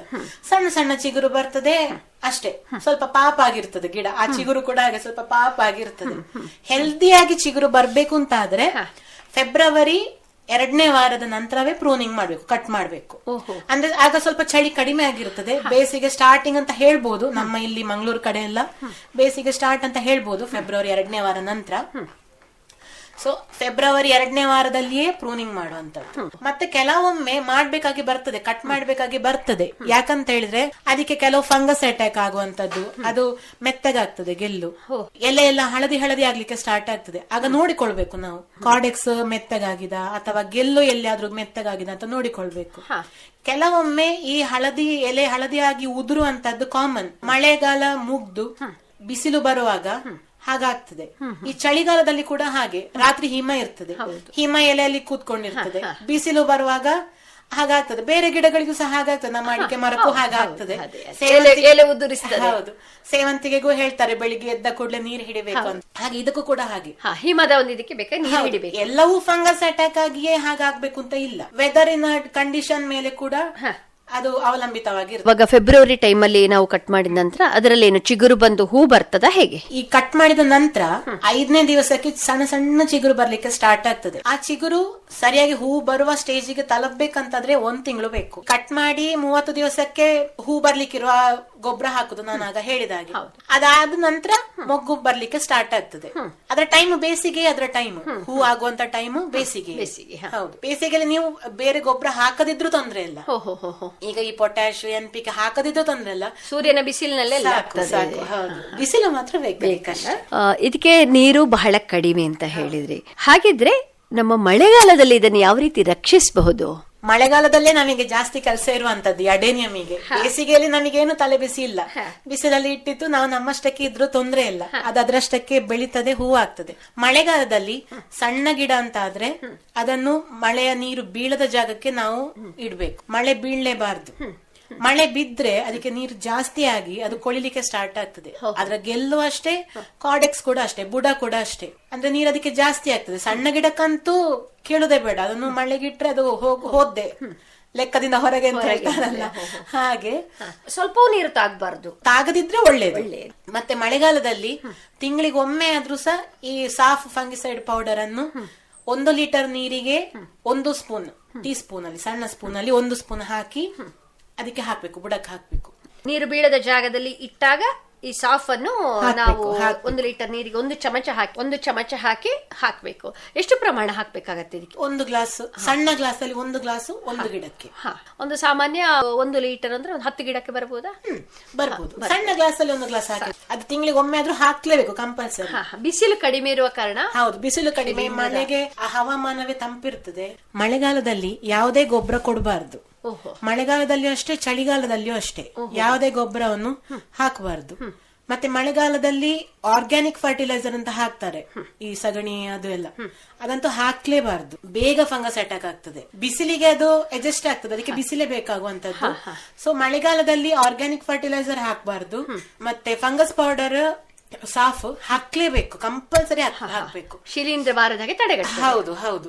ಮೊಬೈಲ್ ಅಲ್ಲಿ ಅಲ್ರಾಮ್ ಇಟ್ಟು ಹಾಕುದಾದ್ರೂ ತೊಂದ್ರೆ ಇಲ್ಲ, ಅಷ್ಟು ಕಂಪಲ್ಸರಿ. ಮರೆಯದೆ ಹಾಕ್ಲೇಬೇಕು. ತಿಂಗಳಿಗೆ ಒಮ್ಮೆ ಆದ್ರೂ ಹಾಕ್ಬೇಕು. 2 ಸಲ ಹಾಕಿದ್ರೆ ಒಳ್ಳೇದು. ಮತ್ತೆ ಮಳೆಗಾಲ ಮುಗ್ದ ಕೂಡ್ಲೆ ಬಿಸಿಲಿಗೆ ಇಡುವಂತದ್ದು. ನಮ್ಮಲ್ಲಿ ಈಗ ಮಂಗಳೂರು ಕಡೆ ಎಲ್ಲ ಆಗಸ್ಟ್ ವರೆಗೂ ಸಹ ಜೋರು ಮಳೆ ಇರುತ್ತದೆ. ಸೊ ಆಗ ಒಳಗಡೆ ಇಡುವಂತದ್ದು, ಶೀಟಿನ ಅಡಿಯಾಗ ಅಥವಾ ಈ ಅಡಿಕೆ ಒಣಗಿಸ್ಲಿಕ್ಕೆ ಟರ್ಪಲ್ ಎಲ್ಲ ಹಾಕಿ ಮಾಡ್ತಾರೆ, ಅದ್ರೊಳಗೆ ಇಡಬಹುದು. ಒಟ್ಟು ನೀರು ಬೀಳದ ಜಾಗಕ್ಕೆ ಅದನ್ನು ಶಿಫ್ಟ್ ಮಾಡಿದ್ರೆ ಆಯ್ತು. ಒಂದು ಸೆಪ್ಟೆಂಬರ್ ಅಕ್ಟೋಬರ್ ಅಲ್ಲೆಲ್ಲ ಹೊರಗಡೆ ಇಡ್ಬೋದು. ಒಂದೊಂದು ಮಳೆ ಬಿದ್ರೆ ತೊಂದ್ರೆ ಇಲ್ಲ. ಅಪರೂಪಕ್ಕೊಂದೊಂದು ಮಳೆ ನೀರು ಹಾಗೆ ಹೇಳ್ತಿದ್ರೆ ಮಳೆ ನೀರು ಅದಕ್ಕೆ ಒಳ್ಳೇದು. ಜಾಸ್ತಿ ಬೀಳಬಾರ್ದು. ನಮ್ಮ ಕರಾವಳಿ ಅಂತೂ ಧಾರಾಕಾರ ಮಳೆ ಬಂದ್ರೆ ಒಮ್ಮೆಗೆ ಅತಿ ಆದ್ರೆ ಅಮೃತ ಕೂಡ ವಿಷ ಹೇಳ್ತಾರಲ್ಲ, ಹಾಗೆ ಮಳೆ ನೀರು ಇದಕ್ಕೆ ಒಳ್ಳೇದು. ಬಟ್ ಮಳೆಗಾಲದ ಮಳೆ ನೀರು ಒಳ್ಳೇದಲ್ಲ. ಇವಾಗ ಇದನ್ನು ಯಾವ ರೀತಿ ಕಸಿ ಕಟ್ಟುವುದು? ಈಗ ಸಿಂಗಲ್ ಪೆಟಲ್ ಪಿಂಕ್ ಅಲ್ಲಿ ಪಾಲಿನೇಷನ್ ಮಾಡದೆಯೇ ಬಿತ್ತು ಬರ್ತದೆ, ಬೀಜ ಬರ್ತದೆ. ಅದನ್ನು ಕಲೆಕ್ಟ್ ಮಾಡಿ ಕೊಕೋಪಿಟ್ ಅಲ್ಲಿ ಹಾಕ್ಬಹುದು. ಬೀಜ ಹಾಕುದಾದ್ರೆ ಪಾಟಿಂಗ್ ಮಿಕ್ಸ್ ಅಲ್ಲಿ ಕೊಕೋಪಿಟ್ ಯೂಸ್ ಮಾಡುದು ಬೇಡ, ನೀರು ಹಿಡಿದಿರ್ತದೆ. ಇದು ಬೀಜ ಹಾಕುದಾದ್ರೆ ಕೊಕೋಪಿಟ್ ಅಲ್ಲಿ ಹಾಕ್ಬಹುದು, ಅಥವಾ ಹೊಯ್ಗೆಯಲ್ಲಿ ಹಾಕ್ಬಹುದು. ಗಿಡ ಆಗಿ ಒಂದು 6 ಇಂಚ್ ಆದ್ರೂ ದೊಡ್ಡ ಬೇಕದು ಗಿಡ. ನಾವು ಈಗ ಕಸಿ ಕಟ್ಟುದಾದ್ರೆ 6 ಇಂಚ್ ಅಷ್ಟು ದೊಡ್ಡ ಆಗ್ಲೇಬೇಕು ಕಂಪಲ್ಸರಿ. ಮತ್ತೆ ನಮಗೆ ಯಾವ ಕಲರ್ ಬೇಕು, ನಮಗೀಗ ತುಂಬಾ ದಳಗಳಿರುವಂತ ಗಿಡ ನಮ್ಮ ಹತ್ರ ಉಂಟು ಅಂತಾದ್ರೆ ಅದನ್ನೀಗ ಪ್ರೂನಿಂಗ್ ಅಂತ ನಾನು ಹೇಳಿದೆ ಅಲ್ಲ, ಕಟ್ ಮಾಡುವಂತದ್ದು ಫೆಬ್ರವರಿಯಲ್ಲಿ. ಆ ಟೈಮಲ್ಲಿ ಅದನ್ನು ಕಟ್ ಮಾಡಿದಾಗ ನಮಗೆ ಬೇಕಾದನ್ನು ತೆಗೆದಿಟ್ಟು ಇದು ಕಟ್ ಮಾಡಿದ ಕೆಲಸ ಎಲ್ಲ ಆದ ನಂತರ ನಮ್ಮಲ್ಲಿ ಈಗ ಬೇರೆ ತಾಯಿ ಗಿಡ ಉಂಟು ಅಂತಾದ್ರೆ ಕಸಿ ಕಟ್ಟುವಂತದ್ದು. ಎಷ್ಟು ಅಂತ ಹೇಳಿದ್ರೆ ಅದರಲ್ಲಿ ನಾವು ಲೀಫ್ ನೋಡ್ ಅಂತ ಹೇಳ್ತೇವೆ. ಅಂದ್ರೆ ಈ ಹೂ ಇದು ಎಲೆ ಉದುರಿದ ಜಾಗದಲ್ಲಿ ಒಂದು ಡಾಟಿನ ತರ ಇರ್ತದೆ, ಒಂದು ಚುಕ್ಕಿ. ಒಂದು 3 ರಿಂದ 4 ಆ ಲೀಫ್ ನೋಡ್ ಇರ್ಬೇಕು ಈ ಗ್ರಾಫ್ಟ್ ಮಾಡುವಂತ ಪೀಸ್ ಅಲ್ಲಿ. ಒಂದು 1 ಇಂಚು 1.5 ಇಂಚಲ್ಲಿ ಅದು ಇರ್ತದೆ, ಸಿಗ್ತದೆ ನಮಗೆ. ಅದನ್ನು ಫ್ಲಾಟ್ ಗ್ರಾಫ್ಟಿಂಗ್ ನಾನ್ ಮಾಡುವಂತದ್ದು. ಅಷ್ಟು ದೊಡ್ಡ ತುಂಡನ್ನು ಈ ತಾಯಿ ಗಿಡವಾದ ಗೆಲ್ಲನ್ನು ಕಟ್ ಮಾಡ್ಬೇಕು. ತಾಯಿ ಗಿಡದ ಗೆಲ್ಲನ್ನು ಕಟ್ ಮಾಡಿ ಆ ನಮಗೆ ಯಾವ ಕಲರ್ ಬೇಕು ಅದರ 1 ಇಂಚು ದೊಡ್ಡ ಪೀಸ್ ಅನ್ನು ಇದ್ರ ಮೇಲೆ ಇಟ್ಟು ಗ್ರಾಫ್ಟಿಂಗ್ ಇದು ಸಿಗ್ತದೆ, ತೆಳುವಿನ ಇದು ಸಿಗ್ತದೆ ಶೀಟ್, ಅದನ್ನು ಕಟ್ಟುವಂತದ್ದು. ಹೌದು, ಸುತ್ತಿದ್ರೆ ಆಯ್ತು. ಮತ್ತೆ ಅದು ಎಷ್ಟು ದಿವಸಕ್ಕೆ ಅದರಲ್ಲಿ ಚಿಗುರು ಬರ್ತದೆ? ಅದೊಂದು 20 ದಿವಸಕ್ಕೆ ಗೊತ್ತಾಗ್ತದೆ ನಮಗೆ ಇದು ಸಕ್ಸಸ್ ಆಗಿದ ಇಲ್ವಾ, ನಮಗೆ ಇದು ಗಿಡ ಸಿಗ್ಬೋದಾ ಅಂತ ಹೇಳುವಂತದ್ದು ಗೊತ್ತಾಗ್ತದೆ. ಸಣ್ಣ ಚಿಗುರು ಸ್ಟಾರ್ಟ್ ಆಗ್ತದೆ ಅದರಲ್ಲಿ. ಆ ಲೀಫ್ ನೋಡ್ ಅಂತ ಹೇಳಿದೆ ಅಲ್ಲ, ಅದ್ರಲ್ಲಿ ಸಣ್ಣಕ್ಕೆ ಒಂದು ಎಂತ ಹೇಳ್ಬೋದು, ಒಂದು ಸಾಸಿವೆ ಕಾಳಿನಾಗ ಒಂದು ಗ್ರೀನ್ ಕಲರ್ ನಮಗೆ ಗೊತ್ತಾಗ್ತದೆ, ಚಿಗುರು ಬರುವಂತದ್ದು ಗೊತ್ತಾಗ್ತದೆ. ಈಗ ತಾಯಿ ಗಿಡ ನಾವು ಬೀಜ ಮೊಳಕೆ ಹೊಡೆದು ಸ್ವಲ್ಪ ದೊಡ್ಡಾದ ನಂತರ ಚಟ್ಟಿಗೆ ಶಿಫ್ಟ್ ಮಾಡ್ತೇವೆ. ಅದೇ ಗಿಡದಲ್ಲಿ ಇಟ್ರಾಯ್ತು. ನಮಗೆ ಜಾಗ ಸಾಕಾಗುದಿಲ್ಲ ಅಂತ ಅನಿಸಿದ್ರೆ ಬೇರೆ ಚಟ್ಟಿಗೆ ವರ್ಗಾವಣೆ ಮಾಡಿದ್ರೆ ಆಯ್ತು. ಇವಾಗ ಒಂದು ವೇಳೆ ತಾಯಿ ಇದರಿಂದ ಚಿಗುರು ಬಂದ್ರೆ ಎಂತ ಮಾಡ್ಬೇಕಾಗ? ಅದೇ ಈ ಗ್ರಾಫ್ಟ್ ಮಾಡಿದ್ದಕ್ಕಿಂತ ಕೆಳಗಿನ ಭಾಗದಲ್ಲಿ ಚಿಗುರು ಬಂದ್ರೆ ಅದನ್ನು ಕೂಡ್ಲೆ ತೆಗಿಬೇಕು. ಈಗ ಕೆಲವರು, ಈಗ ನಾನು ಗಿಡ ಕೊಡ್ತೇನೆ ಕೆಲವರಿಗೆ, ಸೇಲ್ ಕೂಡ ಮಾಡ್ತಾ ಇದ್ದೇನೆ. ಅವರು ಫೋನ್ ಮಾಡಿ ಹೇಳ್ತಾರೆ, ನೀವು ಕೊಟ್ಟ ಗಿಡದಲ್ಲಿ 2 ಕಲರ್ ಹೂ ಆಗ್ತಾ ಉಂಟು, ಖುಷಿ ಆಯ್ತು ನನಗೆ ಹೇಳ್ತಾರೆ. ಯಾವ ಕಲರ್ ಅಂತ ಕೇಳಿದೆ ನಾನು. ಅದು ಪಿಂಕ್ ಸಿಂಗಲ್ ಪೆಟಲ್, ಮತ್ತೊಂದು white multi petal, double petal ಇನ್ನು ಹೇಳಿದ್ರು. ನಾ ಹೇಳಿದೆ ಅದು ಸಿಂಗಲ್ ಪೆಟಲ್ ಗ್ರಾಫ್ಟ್ ಮಾಡಿದಕ್ಕಿಂತ ಕೆಳಗೆ ಬಂದದಲ್ಲ, ಒಮ್ಮೆ ನೋಡಿ ಹೇಳಿದೆ. ಹಾಗಾಗಿ ಗ್ರಾಫ್ಟ್ ಮಾಡಿದಕ್ಕಿಂತ ಕೆಳಗಿನ ಜಾಗದಲ್ಲಿ ಚಿಗುರು ಬಂದ್ರೆ ಅದನ್ನು ಕೂಡ್ಲೆ ತೆಗೆದು ಸಾಫ್ ಪೇಸ್ಟ್ ಹಾಕ್ಬೇಕು ಆ ಕಟ್ ಮಾಡಿದ ಜಾಗಕ್ಕೆ. ಯಾಕಂತ ಹೇಳಿದ್ರೆ ಈ ಗ್ರಾಫ್ಟ್ ಮಾಡಿದಕ್ಕಿಂತ ಕೆಳಗಿನ ಪೋರ್ಷನ್ ಅಲ್ಲಿ ಗೆಲ್ಲುಗಳು ಚಿಗುರುಗಳು ಬಂದ್ರೆ ಮೇಲೆ ನಾವು ಯಾವ್ದು ಮಲ್ಟಿಪೆಟಲ್ ಕಲರ್ ಗ್ರಾಫ್ಟ್ ಮಾಡಿರ್ತೇವಲ್ಲ ಅದು ಚಂದ ಬೆಳೆಯುವುದಿಲ್ಲ, ಅದು ಸ್ವಲ್ಪ ವೀಕ್ ಆಗ್ತದೆ. ಹಾಗಾಗಿ ಗ್ರಾಫ್ಟ್ ಮಾಡಿದಕ್ಕಿಂತ ಕೆಳಗಡೆ ಚಿಗುರು ಬಂತು ಅಂತಾದ್ರೆ ಅದನ್ನು ತೆಗಿಬೇಕು. ಅದುವೇ ಆರೋಗ್ಯವಾಗಿ ಬೆಳೀತಾ ಇರ್ತದೆ. ಗ್ರಾಫ್ಟಿಗಿಂತ ಕೆಳಗೆ ಬಂದ ಗೆಲ್ಲು ಆರೋಗ್ಯವಾಗಿ ಬೆಳೀತದೆ. ಆ ತಾಯಿಯ ಇದು ಅಂಶವನ್ನೆಲ್ಲ ಅದು ತಕೊಳ್ತದೆ. ಈ ಗ್ರಾಫ್ಟ್ ಮಾಡಿದ ಮೇಲಿನ ಭಾಗ ಸಪೂರಕ್ಕೆ ಕಡ್ಡಿಯಾಗಿರ್ತದೆ. ಅಂದ್ರೆ ಇದಕ್ಕೆಲ್ಲ ಅಂಶಗಳು ನಾವೇನು ಗೊಬ್ಬರ ಕೊಡ್ತೇವೆ ಎಲ್ಲ ಇದೇ ತಕೊಳ್ತದೆ, ಮೇಲಿಂದಕ್ಕೆ ಸಿಗುದಿಲ್ಲ. ಹಾಗಾಗಿ ಚಿಗುರು ಬಂದ ಕೂಡಲೇ ಅದನ್ನು ತೆಗಿತಾ ಇರ್ಬೇಕು. ಇದರಲ್ಲಿ ಈ ಅಡೆನಿಯಂ ಏನಿದೆ, ಇದರಲ್ಲಿ ಎಷ್ಟು ವೆರೈಟಿಗಳಿವೆ ನಿಮ್ಗೆ ಗೊತ್ತಿರೋ ಪ್ರಕಾರ? ಇದರ ಬಗ್ಗೆ ಮಾಹಿತಿ ಕೊಡ್ಬೋದಾ? ಸುಮಾರು ವೆರೈಟಿ ಉಂಟು, ಇಷ್ಟು ಅಂತಲೇ ಹೇಳಿಕ್ ಆಗುದಿಲ್ಲ. ಅಂದ್ರೆ ಮಲ್ಟಿಪೆಟಲಿಗೆ ಪಾಲಿನೇಷನ್ ಮಾಡಿದ್ರೆ ಅದರಲ್ಲಿ ಸೀಡ್ ಪಾಡ್ ಆಗ್ತದೆ. ನಾವೇ ಪಾಲಿನೇಷನ್ ಮಾಡ್ಬೇಕು. ಅದು ಎಲ್ಲವೂ ಸಕ್ಸಸ್ ಕೂಡ ಆಗುದಿಲ್ಲ. ಈಗ ನಾವು ಒಂದು ಪಿಂಕ್ ಕಲರ್ ಅಂತ ಇಟ್ಕೊಳ್ಳುವ, ಪಿಂಕ್ ಕಲರ್ ಇಂದು ಮಲ್ಟಿಪೆಟಲ್, ಅದಕ್ಕೆ ನಾನೀಗ ಪಾಲಿನೇಷನ್ ಮಾಡಿದೆ ಅಂತಾದ್ರೆ ಅಲ್ಲಿ ಸೀಡ್ ಪಾಡ್ ಆಯ್ತು, ಸಕ್ಸಸ್ ಆಯ್ತು, ಸೀಡ್ ಪಾಡ್ ಆಯ್ತು ಅಂತಾದ್ರೆ ಅದನ್ನು ಬಿತ್ತು ಹಾಕಿದ್ರೆ ನಿಮಗೆ ಸೇಮ್ ಕಲರ್ ಸಿಗುದಿಲ್ಲ. 95% ಸೇಮ್ ಕಲರ್ ಸಿಗುದಿಲ್ಲ, ಬೇರೆ ಬಣ್ಣ ಬರ್ತದೆ. ಮೂಲ ಇದು ಅಲ್ಲ, ಇರುವುದು ಅಲ್ಲ, ಬೇರೆ ಬೇರೆ ಬೇರೆ. ಹೌದು. ಹಾಗಾಗಿ ಎಷ್ಟು ವೆರೈಟಿ ಅಂತ ನೀವು ಕೇಳಿದ್ದಕ್ಕೆ ನನ್ನ ಹತ್ರ ಉತ್ತರ ಇಲ್ಲ. ನನ್ನ ಹತ್ರ ಒಂದು 150 ಕಲರ್ಸ್ ಉಂಟು, ಒಂದು 200-220 ಗಿಡಗಳು ಇರ್ಬೋದು. ಅಂದ್ರೆ ಕೆಲವು ರೇರ್ ವೆರೈಟೀಸ್, ಒಂದು ಪರ್ಪಲ್ ಕಲರ್ ಅಲ್ಲಿ ಶೈನಿಂಗ್ ಇರುವಂತದ್ದು, ಇಂತದ್ದೆಲ್ಲ ಸಿಗೋದು ಕಡಿಮೆ, ತುಂಬಾ ರೇರ್. ಹಾಗಾಗಿ ಅದೆಲ್ಲ 2 ಗಿಡ ಇಟ್ಟುಕೊಂಡಿದ್ದೇನೆ ನಾನು. ಇದೆಲ್ಲ ನೀವು ಕಸಿ ಕಟ್ಟಿಯೇ ಆದದ್ದ ಹೇಗೆ? ನಾನು 8 ವರ್ಷ ಮೊದ್ಲು ಈ ಫಲಪುಷ್ಪ ಪ್ರದರ್ಶನ ಅಂತಲ್ಲಿ ಇರ್ತದಲ್ಲ, ಹಾಗೆ ಹೋಗಿರುವಾಗ ಅಲ್ಲಿ ಒಂದು ಗಿಡ ನೋಡಿ ಆಸೆ ಆಯ್ತು ನಂಗೆ. ಬೋನ್ಸಾಯಿ ಮಾಡುವ ಕೆಲಸ ಇಲ್ಲ, ಇದುವೇ ಬೋನ್ಸಾಯಿ ಆಗಿ ಉಂಟಲ್ಲ ಅಂತ ಆಯ್ತು. ಹಾಗೆ ಒಂದು ಗಿಡ ತಕೊಂಡೆ ಹೆದ್ರಿ. ನಮ್ಮ ಊರಲ್ಲಿ ಆಗ್ತದ ಇಲ್ವಾ ಗೊತ್ತಿಲ್ಲ. ನರ್ಸರಿ ಅವ್ರ ಹತ್ರ ಕೇಳಿದ್ರೆ ಅವರಿಗೂ ಸಹ ವಿಷಯ ತುಂಬಾ ಗೊತ್ತಿಲ್ಲ. ಇದಕ್ಕೆ ಬಿಸಿಲು ಬೇಕು, ನೀರು ಕಡಿಮೆ ಸಾಕು, ಅವ್ರಿಗೆ ಅದ್ರ ಬಗ್ಗೆ ಹೆಚ್ಚು ಅನುಭವ ಅವರಿಗೆ ಇರ್ಲಿಲ್ಲ. ಹಾಗಾಗಿ ನಾನು ಮನೆಯವ್ರ ಹತ್ರ ಕೇಳಿದೆ, ಒಂದು ತಕೊಳ್ಳೋ ನಂಗೆ ಆಸೆ ಆಗ್ತದೆ ಅಂತ. ಆಯ್ತು ಹೇಳಿದ್ರು. ಹಾಗೆ ಅದು ಸ್ವಲ್ಪ ದೊಡ್ಡ ಗಿಡ, ಒಂದು 2-3 ವರ್ಷ ಆಗಿರ್ಬೋದು ಆ ಗಿಡಕ್ಕೆ. ನಾನು ತಗೊಳ್ಳುವಾಗ 350 ರೂಪಾಯಿ ಕೊಟ್ಟಿದ್ದೆ. ಹೆದ್ರಿಕೆ ಆಯ್ತು, ಇಷ್ಟು ದುಡ್ಡು ಕೊಟ್ಟು ತೆಕ್ಕೊಂಡು ನಮ್ಮ ಊರಲ್ಲಿ ಆಗದಿದ್ರೆ ಎಂತ ಮಾಡುದಪ್ಪ ಅಂತ. ಆದ್ರೂ ಇರ್ಲಿ ನೋಡು, ಒಂದು ಚಾನ್ಸ್ ತೆಕ್ಕೊಳ್ಳುವ, ನೋಡ್ಲಿಕ್ಕೆ ಚಂದ ಉಂಟಲ್ಲ, ಬುಡ ಎಲ್ಲ ತೋರಾಗಿ ಚಂದ ಇತ್ತು ಗಿಡ. ತೆಕ್ಕೊಂಡೆ, ಒಂದೇ ಗಿಡ ತೆಕ್ಕೊಂಡೆ, ಹೆದ್ರಿ ಚಂದ ಬಂತು. 1 ವರ್ಷ ನೋಡಿದೆ ನಮ್ಮ ಊರಲ್ಲಿ ಆಗ್ತದ, ಸೆಟ್ ಆಗ್ತದ ನೋಡಿದೆ, ಸೆಟ್ ಆಯ್ತು ನಂಗದು. ನಂಗೆ ಅದಕ್ಕೂ ಅಡ್ಜಸ್ಟ್ ಆಯ್ತು. ಹಾಗೆ ಮತ್ತೆ ನಾವು ಹೇಳ್ದಲ್ಲ, ಟೂರ್ ಹೋಗ್ತಾ ಇರ್ತೇವೆ. ಹಾಗೆ ಬೇರೆ ಬೇರೆ ಜಾಗದಲ್ಲಿ ನಾವು ನಾರ್ತ್ ಇಂಡಿಯಾದಲ್ಲೆಲ್ಲ ಇದು ಜಾಸ್ತಿ ಗಿಡ ಇರುವಂತದ್ದು. ನಾರ್ತ್ ಇಂಡಿಯಾಕ್ಕೆಲ್ಲ ಹೋದಾಗ ಒಂದೊಂದೇ ಗಿಡಗಳನ್ನು ಜಾಸ್ತಿ ಮಾಡಿ ಮಾಡಿ ಮಾಡಿ ಮತ್ತೆ ಕೆಲವು ಫಾರಿನ್ ಅಲ್ಲಿ, ಥೈಲ್ಯಾಂಡ್ ಅಲ್ಲೆಲ್ಲ ತುಂಬಾ ವೆರೈಟೀಸ್ ಇರ್ತದೆ.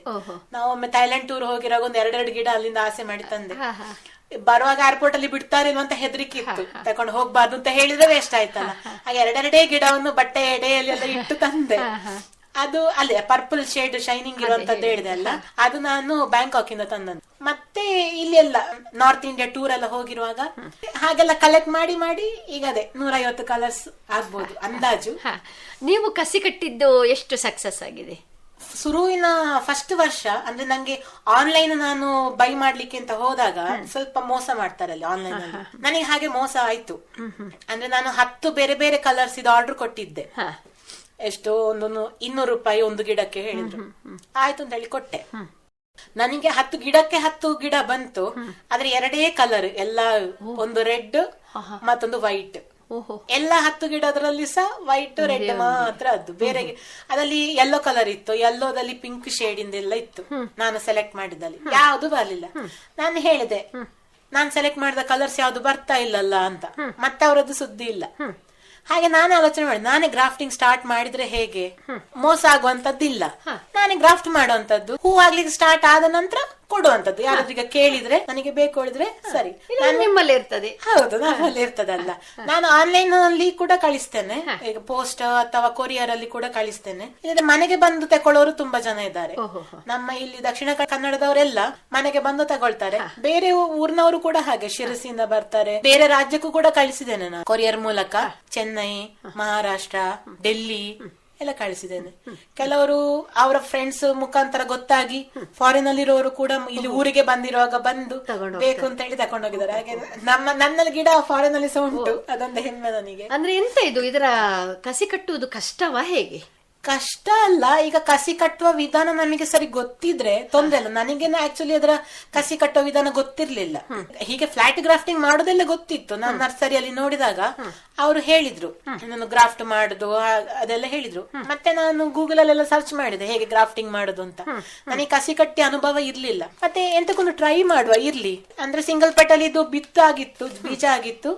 ಗಿಡ ಮಾಡಿದೆ, ಸಕ್ಸಸ್ ಆದ್ರೆ ಆಗ್ತದೆ, ಇಲ್ಲದಿದ್ರೆ ತೊಂದ್ರೆ ಇಲ್ಲ, ತಾಯಿ ಗಿಡ ಆದ್ರೂ ಬರ್ತದೆ ಅಲ್ಲ, ಮೇಲಿದು ಸಕ್ಸಸ್ ಆಗದಿದ್ರೆ ಅಂತ ಗ್ರಾಫ್ಟಿಂಗ್ ಸ್ಟಾರ್ಟ್ ಮಾಡಿದೆ, ಕಸಿ ಕಟ್ಟದು ಸ್ಟಾರ್ಟ್ ಮಾಡಿದೆ. ಫಸ್ಟ್ ವರ್ಷ 10 ಗ್ರಾಫ್ಟಿಂಗ್ ಮಾಡಿದಲ್ಲಿ ಒಂದೇ ಮಾತ್ರ ಬಂದದ್ದು, ಬಾಕಿ ಎಲ್ಲ ಹೋಯ್ತು, ಫೇಲ್ ಆಯ್ತು. ತಾಯಿ ಗಿಡ ಇತ್ತು, ಮೇಲೆ ಇಟ್ಟ ಪೀಸ್ ಒಂದು ಹೋಯ್ತು ಅಷ್ಟೇ, ತೊಂದ್ರೆ ಇಲ್ಲ. ನಂಗೆ ಹೇಗಿದ್ರು ಕಟ್ ಮಾಡ್ಬೇಕಿತ್ತು, ಬೇಸರ ಆಗ್ಲಿಲ್ಲ, ಒಂದು ಸಕ್ಸಸ್ ಆಯ್ತಲ್ಲ. ಮತ್ತೆ ನೆಕ್ಸ್ಟ್ ವರ್ಷ ಪುನಃ ಮಾಡಿದೆ, ಸ್ವಲ್ಪ ಜಾಸ್ತಿ ಸಕ್ಸಸ್ ಬಂತು ನಂಗೆ. ಹಾಗೆ ಮಾಡೋದನ್ನು ಬಿಡ್ಲಿಲ್ಲ, ಗ್ರಾಫ್ಟಿಂಗ್ ಮಾಡುವ ವಿಷಯವನ್ನು ಮುಂದುವರಿಸಿದೆ, ಸಕ್ಸಸ್ ಆಯ್ತು, ತೊಂದ್ರೆ ಇಲ್ಲ. ಈಗ ಕೂಡ ಒಂದೊಂದು ಫೇಲ್ ಆಗ್ತದೆ, ಆದ್ರೆ ತೊಂದ್ರೆ ಇಲ್ಲ, ಸೋಲೆ ಗೆಲುವಿನ ಅದೊಂದು ತೃಪ್ತಿ ಉಂಟು ನಂಗೆ. ನಾನೇ ಗ್ರಾಫ್ಟ್ ನಾನೇ ಬೆಳೆಸಿದ ಗಿಡ. ನಮಗೂ ಸಹ ಇದೊಂದು ವಿಶೇಷ ಹೆಸರು, ವಿಶೇಷ ಇದ್ರ ಬಗ್ಗೆ ಇಷ್ಟೆಲ್ಲ ನೀವು ಮಾಹಿತಿಗಳು ಕೊಟ್ಟಿದ್ದ ತುಂಬಾ ಸಂತೋಷ. ಇದಕ್ಕೆ ಬೇರೆ ಏನಾದ್ರೂ ರೋಗಗಳು, ಶಿಲೀಂಧ್ರಗಳಿಂದ ಬರುವ ರೋಗ ಅಲ್ಲದೆ ಬೇರೆ ಯಾವ ರೀತಿಯ ರೋಗ ಇದಕ್ಕೆ ಜಾಸ್ತಿ ಕಾಣಿಸ್ತವೆ? ಬೇರೆ ರೋಗಗಳು ಇದಕ್ಕೆ ಯಾವ್ದು ಇಲ್ಲ, ಶಿಲೀಂಧ್ರದ್ದು ಸಮಸ್ಯೆ ಮಾತ್ರ. ನಾವು ಸ್ವಲ್ಪ ಜಾಗೃತ ವಹಿಸಿದ್ರೆ ಸಾಕು. ಇದಕ್ಕೆ ತುಂಬಾ ನಾವು ಅದರೊಟ್ಟಿಗೆ ಇರ್ಬೇಕು. ಈಗ ಕೆಲವು ಗಿಡಕ್ಕೆಲ್ಲ ಇರ್ತದೆ, ನಮ್ಮ ತಮಾಷೆಗೆ ಹೇಳುದಾದ್ರೆ ಎಷ್ಟು ಪೂಜೆ ಮಾಡಿದ್ರು ಸಾಕಾಗುದಿಲ್ಲ ಮಾರಾಯ ಆ ಗಿಡಕ್ಕೆ ಅಂತ ಹೇಳ್ತಾರಲ್ಲ, ಹಾಗೆ ಇದಕ್ಕಿಲ್ಲ. ಬಿಸಿಲೊಂದು ಸಿಕ್ಕಿದ್ರೆ ಸಾಕು. ಅದು ನಮಗೆ ಅಕಸ್ಮಾತ್ ಶಿಲೀಂಧ್ರ ಅಟ್ಯಾಕ್ ಆಯ್ತು ಅಂತ ಆದ್ರೆ, ಮೆತ್ತಗೆ ಉಂಟು ಬುಡ ಅಂತ ಆದ್ರೆ, ಅದನ್ನು ತೆಗ್ದು ಪಾಟಿಂದ ಚಟ್ಟಿಯಿಂದ ತೆಗ್ದು ನೋಡ್ಬೇಕು. ತುಂಬಾ ಮೆತ್ತಗೆ ಉಂಟು, ಸ್ವಲ್ಪ ಕಪ್ಪು ಕಪ್ಪು ಇರ್ತದೆ ಅದು ಶಿಲೀಂಧ್ರ ಬಂದ್ರೆ, ಕಟ್ ಮಾಡ್ಬೇಕು. ಕಟ್ ಮಾಡುವ ಕೂಡ ಹಾಗೆ, ಕೆಲವರಿಗೆ ಆಸೆ ಆಗ್ತದೆ ಅದನ್ನು ಕಟ್ ಮಾಡ್ಲಿಕ್ಕೆ, ಅವರು ಬರೀ ಆ ಕಪ್ಪಾದ ಜಾಗವನ್ನು ಮಾತ್ರ ತೆಗಿತಾರೆ. ಹಾಗೆ ಮಾಡಬಾರ್ದು, ಸರಿ ಸ್ಟ್ರೈಟ್ ಫ್ಲಾಟ್ ಕಟ್ ಮಾಡ್ಬೇಕು. ಅದೆಷ್ಟಂದ್ರೆ ಆ ಕಪ್ಪು ಕಲರಿನ ಭಾಗ ಫುಲ್ ಹೋಗ್ಬೇಕು, ಗಿಡದಲ್ಲಿ ಉಳಿಬಾರ್ದು. ಉಳಿದ್ರೆ ಪುನಃ ಅದು ಅಟ್ಯಾಕ್ ಆಗ್ತದೆ, ಕಂಟಿನ್ಯೂ ಆಗ್ತದೆ, ಮೆತ್ತಗಾಗ್ತಾ ಹೋಗ್ತದೆ. ಹಾಗೆ ಮಾಡಬಾರ್ದು. ಸರಿ, ಅದು ಈಗ ಬುಡಕ್ಕೆ ಬಂತು ಅಂತ ಆದ್ರೆ ಸರಿ ಬಿಳಿ ಬಣ್ಣ ಬರ್ತದೆ ಕಟ್ ಮಾಡಿದಾಗ, ಆ ಕಾರ್ಡೆಕ್ಸ್ ಹೇಳ್ತಾರಲ್ಲ, ಅದು ಕಟ್ ಮಾಡಿದ್ರೆ ಒಳಗಿನ ಬದಿ ಬಿಳಿ ಕಲರ್ ಅಲ್ಲಿ ಬಿಳಿ ಬಣ್ಣ ಇರ್ತದೆ, ಅದು ನಿಜವಾದ ಬಣ್ಣ. ಹೌದು. ಈ ಕಪ್ಪು ಫುಲ್ ಹೋಗುವ ತನಕ ನಾವು ಕಟ್ ಮಾಡ್ಲೇಬೇಕು. ಆಸೆ ಮಾಡಿ ಗಿಡ ಹಾಳಾಗ್ತದಲ್ಲ ಅಂತ ಹೇಳಿ ಆಸೆ ಮಾಡಿ ಅದನ್ನು ಸ್ವಲ್ಪ ತೆಗೆದು ಬಿಡ್ತೇನೆ ಅಂತ ಹೇಳಿ ಆದ್ರೆ ಅದು ಪುನಃ ಅದು ಕಂಟಿನ್ಯೂ ಆಗ್ತದೆ, ಒಂಥರ ಕ್ಯಾನ್ಸರ್ನ ಹಾಗೆ ಅಂತ. ಹೌದು, ಖಂಡಿತ. ಸರಿ, ಕಂಪ್ಲೀಟ್ ಆಗಿ ತೆಗಿಬೇಕು, ಕಟ್ ಮಾಡ್ಬೇಕು. ಅದು ಗೆಲ್ಲಿನಲ್ಲಿ ಶಿಲೀಂಧ್ರ ಬಂದ್ರು ಕೂಡ ಹಾಗೆ, ಅದರಲ್ಲಿ ಗ್ರೀನ್ ಕಲರ್ ಗೆಲ್ಲು ಕಟ್ ಮಾಡಿದ್ರೆ ಸೈಡ್ ಗ್ರೀನ್, ನಡುವೆ ಬಿಳಿ ಬಣ್ಣ, ಸರಿ ಆ ಗ್ರೀನ್ ಕಲರ್ ಬರುವಲ್ಲಿವರೆಗೆ ಕಟ್ ಮಾಡ್ಲೇಬೇಕು. ಸ್ವಲ್ಪ ಕಟ್ ಮಾಡಿ ಉಳಿಸುತ್ತೇನೆ ಅದೆಲ್ಲ ಆಗುದಿಲ್ಲ, ಗಿಡ ಹೋಗ್ತದೆ ಅಷ್ಟೇ ಅಲ್ಲ. ಅದೇ ಇವಾಗ ಇದರ ಹೂಗಳು ಹೇಗಿರ್ತವೆ? ಅಂದ್ರೆ ನಾವೇನ್ ಮಾಡ್ತಿದ್ರು ಹೂಗಳನ್ನು ನೋಡ್ಲಿಕ್ಕೆ, ಇದರ ಹೂಗಳ ಬಗ್ಗೆ ಸ್ವಲ್ಪ ಹೇಳಿ. ಸಿಂಗಲ್ ಪೆಟಲ್ ಹೂಗಳು, ಅದರಲ್ಲಿ 5 ದಳಗಳಿರುವಂತದ್ದು. ಅದು ಸಿಂಗಲ್ ಪೆಟಲ್ ಆದ್ರೆ ಹೂಗಳು ಜಾಸ್ತಿ ಬರುದು, ಗಿಡದಲ್ಲಿ ಹೂಗಳು ಜಾಸ್ತಿ ಬರುದು.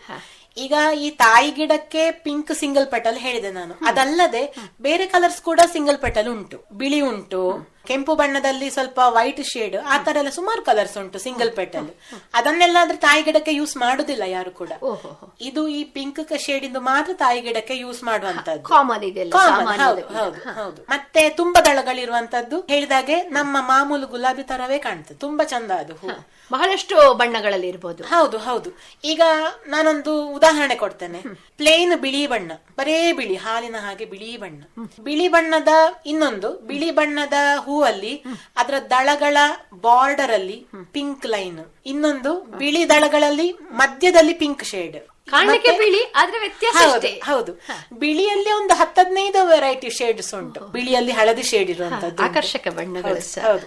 ಮತ್ತೆ ಕಲರ್ ಚೇಂಜಿಂಗ್ ಉಂಟು. ಈಗ ಫಸ್ಟ್ ಅದು ಅರಳುವಾಗ ಪಿಂಕ್ ಮತ್ತೆ ಹಳದಿ ಬಣ್ಣದಲ್ಲಿ ಇರ್ತದೆ, 2 ದಿವಸ ಕಳೆದಾಗ ಫುಲ್ ಪಿಂಕ್ ಬಣ್ಣದಲ್ಲಿ ಇರ್ತದೆ. ಹಾಗೆ ಕಲರ್ ಚೇಂಜಿಂಗ್ ಕೂಡ ಉಂಟು, 4-5 ವೆರೈಟಿ ಉಂಟು ನನ್ನ. ಮಿನಿಮಮ್ 1 ವಾರ ಹೂ ಇರ್ತದೆ, ಒಮ್ಮೆ ಅರಳಿದ ಹೂ ಮಿನಿಮಮ್ 1 ವಾರ ಇರ್ತದೆ. ಅದೇ ನಾವು ನೀರ್ ಹಾಕುವಾಗ, ಈಗ ಪೈಪಲ್ಲಿ ನೀರ್ ಹಾಕುದು ಅಂತ ಆದ್ರೆ ಟ್ಯಾಪಿಗೆ ಪೈಪ್ ಸಿಕ್ಕಿಸಿ ನೀರು ಹಿಡಿಯೋರು ಜಾಸ್ತಿ. ಈಗ ಹಾಗೆ ಹಿಡಿಯುವುದು ಅಂತ ಆದ್ರೆ ಹೂವಿಗೆ ಅಥವಾ ಮೊಗ್ಗಿಗೆ ನೀರು ಬೀಳಬಾರ್ದು. ಹಾಗೆ ಬಿದ್ರೆ ಅದು ಉದುರಿ ಹೋಗ್ತದೆ, ಸೂಕ್ಷ್ಮ ಅದು. ಹೌದು, ಕೂಡ್ಲೆ ಉದುರಿ ಹೋಗ್ತದೆ ಅದು. ನಮಗೆ ಈ 1 ವಾರ ಎಲ್ಲ ಉಳಿಯುವುದೇ ಇಲ್ಲ. ಎಲೆಗೆ ನೀರು ಬೀಳಬಾರ್ದು, ಮೊಗ್ಗಿಗೆ ಹೂವಿಗೆ ನೀರು ಬೀಳಬಾರ್ದು. ಮೇಡಮ್, ಇವಾಗ ಇಷ್ಟೆಲ್ಲ ನೀವು ಮಾಹಿತಿಗಳನ್ನು ಕೊಟ್ರಿ. ಈ ಗಿಡವು ಸ್ವಲ್ಪ ದುಬಾರಿ ಇರಬಹುದು ಅನ್ನಿಸ್ತದೆ ನಂಗೆ, ದೇಶಗಳಲ್ಲಿದ್ದಂತಹ ಗಿಡ. ಈಗ ಒಂದು ಗಿಡ ಯಾರಿಗಾದ್ರೂ ತಗೊಳ್ಬೇಕು ಅಂತ ಇದ್ರೆ ಇದರ ದರ ಎಷ್ಟಿರ್ಬೋದು ಮೇಡಮ್? ಸಣ್ಣ ಗಿಡಗಳಿಗೆ ಒಂದು 6 ರಿಂದ 8 ಇಂಚಷ್ಟು ಇರುವ ಗಿಡ 100-120 ರೂಪಾಯಿಗೆ ಸಿಗ್ತದೆ. ಆದ್ರೆ ಆಗ ನಾನು ಹೇಳಿದಲ್ಲ ನಂಗೆ ಆನ್ಲೈನ್ ಅಲ್ಲಿ ಮೋಸ ಆಗಿದೆ ಅಂತ, ಅದೇ ಇದು ಆಗ್ತದೆ. ಯಾಕಂತ ಹೇಳಿದ್ರೆ ಅದು ಯಾವ ಕಲರ್ ಹೂ ಕೊಡ್ತದೆ ಅಂತ ನಮಗೆ ಗೊತ್ತಿಲ್ಲ. ಅವ್ರು ಹೇಳ್ತಾರೆ ಇದು ಪರ್ಪಲ್ ಕಲರ್ ಹೂ ಕೊಡ್ತದೆ ಅಂತ. ನಮಗದು ಬೆಳೆಸಿ 1 ವರ್ಷ ಆಗ್ಬೇಕು ಹೂ ಕೊಡ್ಲಿಕ್ಕೆ. ಈ 6 ಇಂಚು ದೊಡ್ಡ ಇರುವಂತ ಗಿಡ ಕೂಡ್ಲೆ ಹೂ ಕೊಡುದಿಲ್ಲ. ಕೆಲವೊಮ್ಮೆ ಹೂ ಬಿಡ್ಲಿಕ್ಕೆ ಬಿಡಬಾರ್ದು ಹೇಳಿದೆ ನಾನು ಶುರುವಿಗೆ ನಿಮ್ಮ ಹತ್ರ. ಹಾಗಾಗಿ ನಮಗೆ ಯಾವ ಬಣ್ಣದ ಹೂ ಸಿಗ್ತದೆ ಅಂತ ಹೇಳುವಂತದ್ದು ಗೊತ್ತಿಲ್ಲ.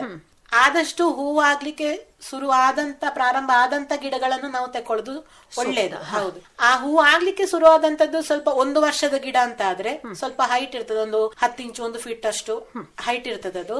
ಆ ಸೈಜಿನ ಗಿಡಕ್ಕೆ ಅಂತ ಆದ್ರೆ ಒಂದು 200-230 ಎಲ್ಲ ಇರ್ತದೆ. ಈಗ ನಾನು ಆ ಸೈಜಿನ ಗಿಡವನ್ನು ಸೇಲ್ ಮಾಡುವಂತದ್ದು. ಯಾಕಂತ ಹೇಳಿದ್ರೆ ಆ ಸಣ್ಣ ಗಿಡ ಬರೇ ಸಪುರ ಇರ್ತದೆ. ಅದನ್ನು ಈಗ ಫಸ್ಟ್ ಬಿಗಿನರ್ಸ್ ಅಂತ ಆದ್ರೆ ಅವರಿಗೆ ಬೆಳೆಸ್ಲಿಕ್ಕೂ ಸ್ವಲ್ಪ ಕಷ್ಟ. ಹಾಗಾಗಿ ಸ್ವಲ್ಪ ದೊಡ್ಡ ಆದ ಗಿಡ, ಹೂ ಆಗ್ಲಿಕ್ಕೆ ಸ್ಟಾರ್ಟ್ ಆದ ಗಿಡ ನಮಗಾಗ ಸರಿ ಗೊತ್ತಿರ್ತದೆ. ಇದು ಹಳದಿ ಬಣ್ಣ, ಸರಿ ಹಳದಿ ಬಣ್ಣದ ಇದುವೇ ಕನ್ಫರ್ಮ್ ಅದು, ಮತ್ತೆ ಅದ್ರಲ್ಲಿ ಡೌಟ್ ಇರೋದಿಲ್ಲ.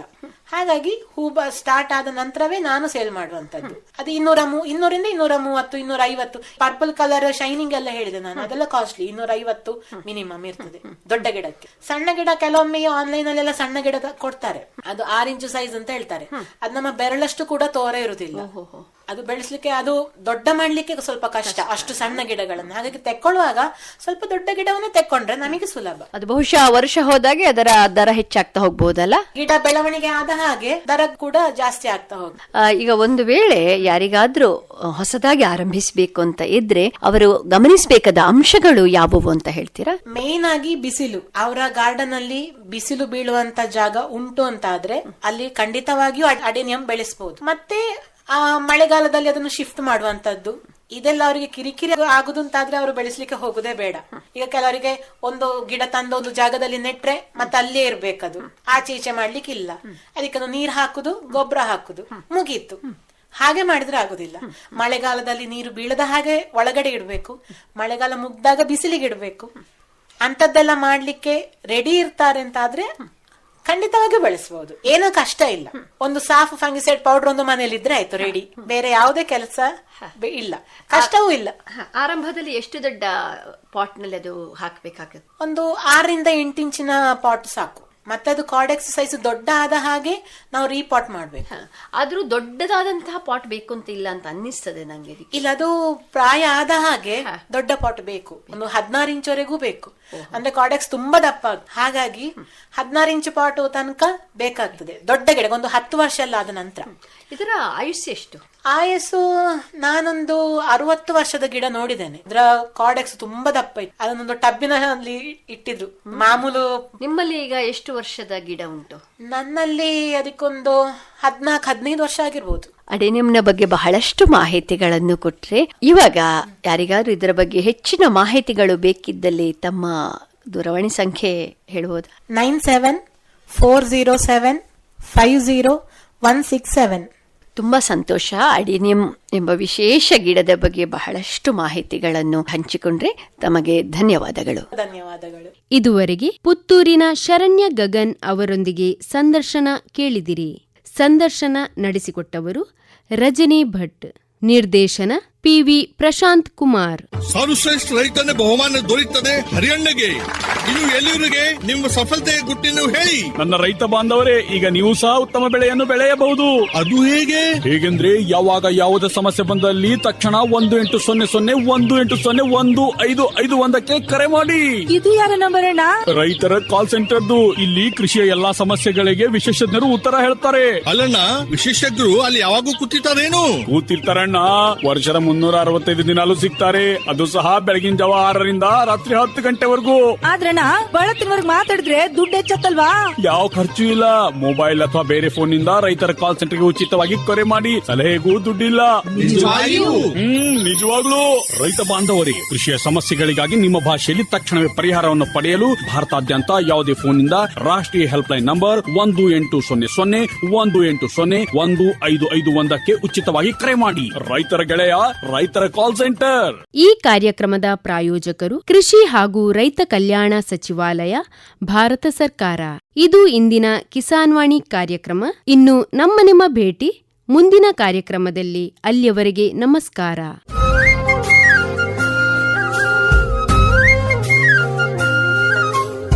ಕಿಸಾನ್ ವಾಣಿ ಕಿಸಾನ್ ವಾಣಿ ಜೈ ಕಿಸಾನ್ ಜೈ ಕಿಸಾನ್ ಜೈ ಕಿಸಾನ್ ಕಿಸಾನ್ ವಾಣಿ.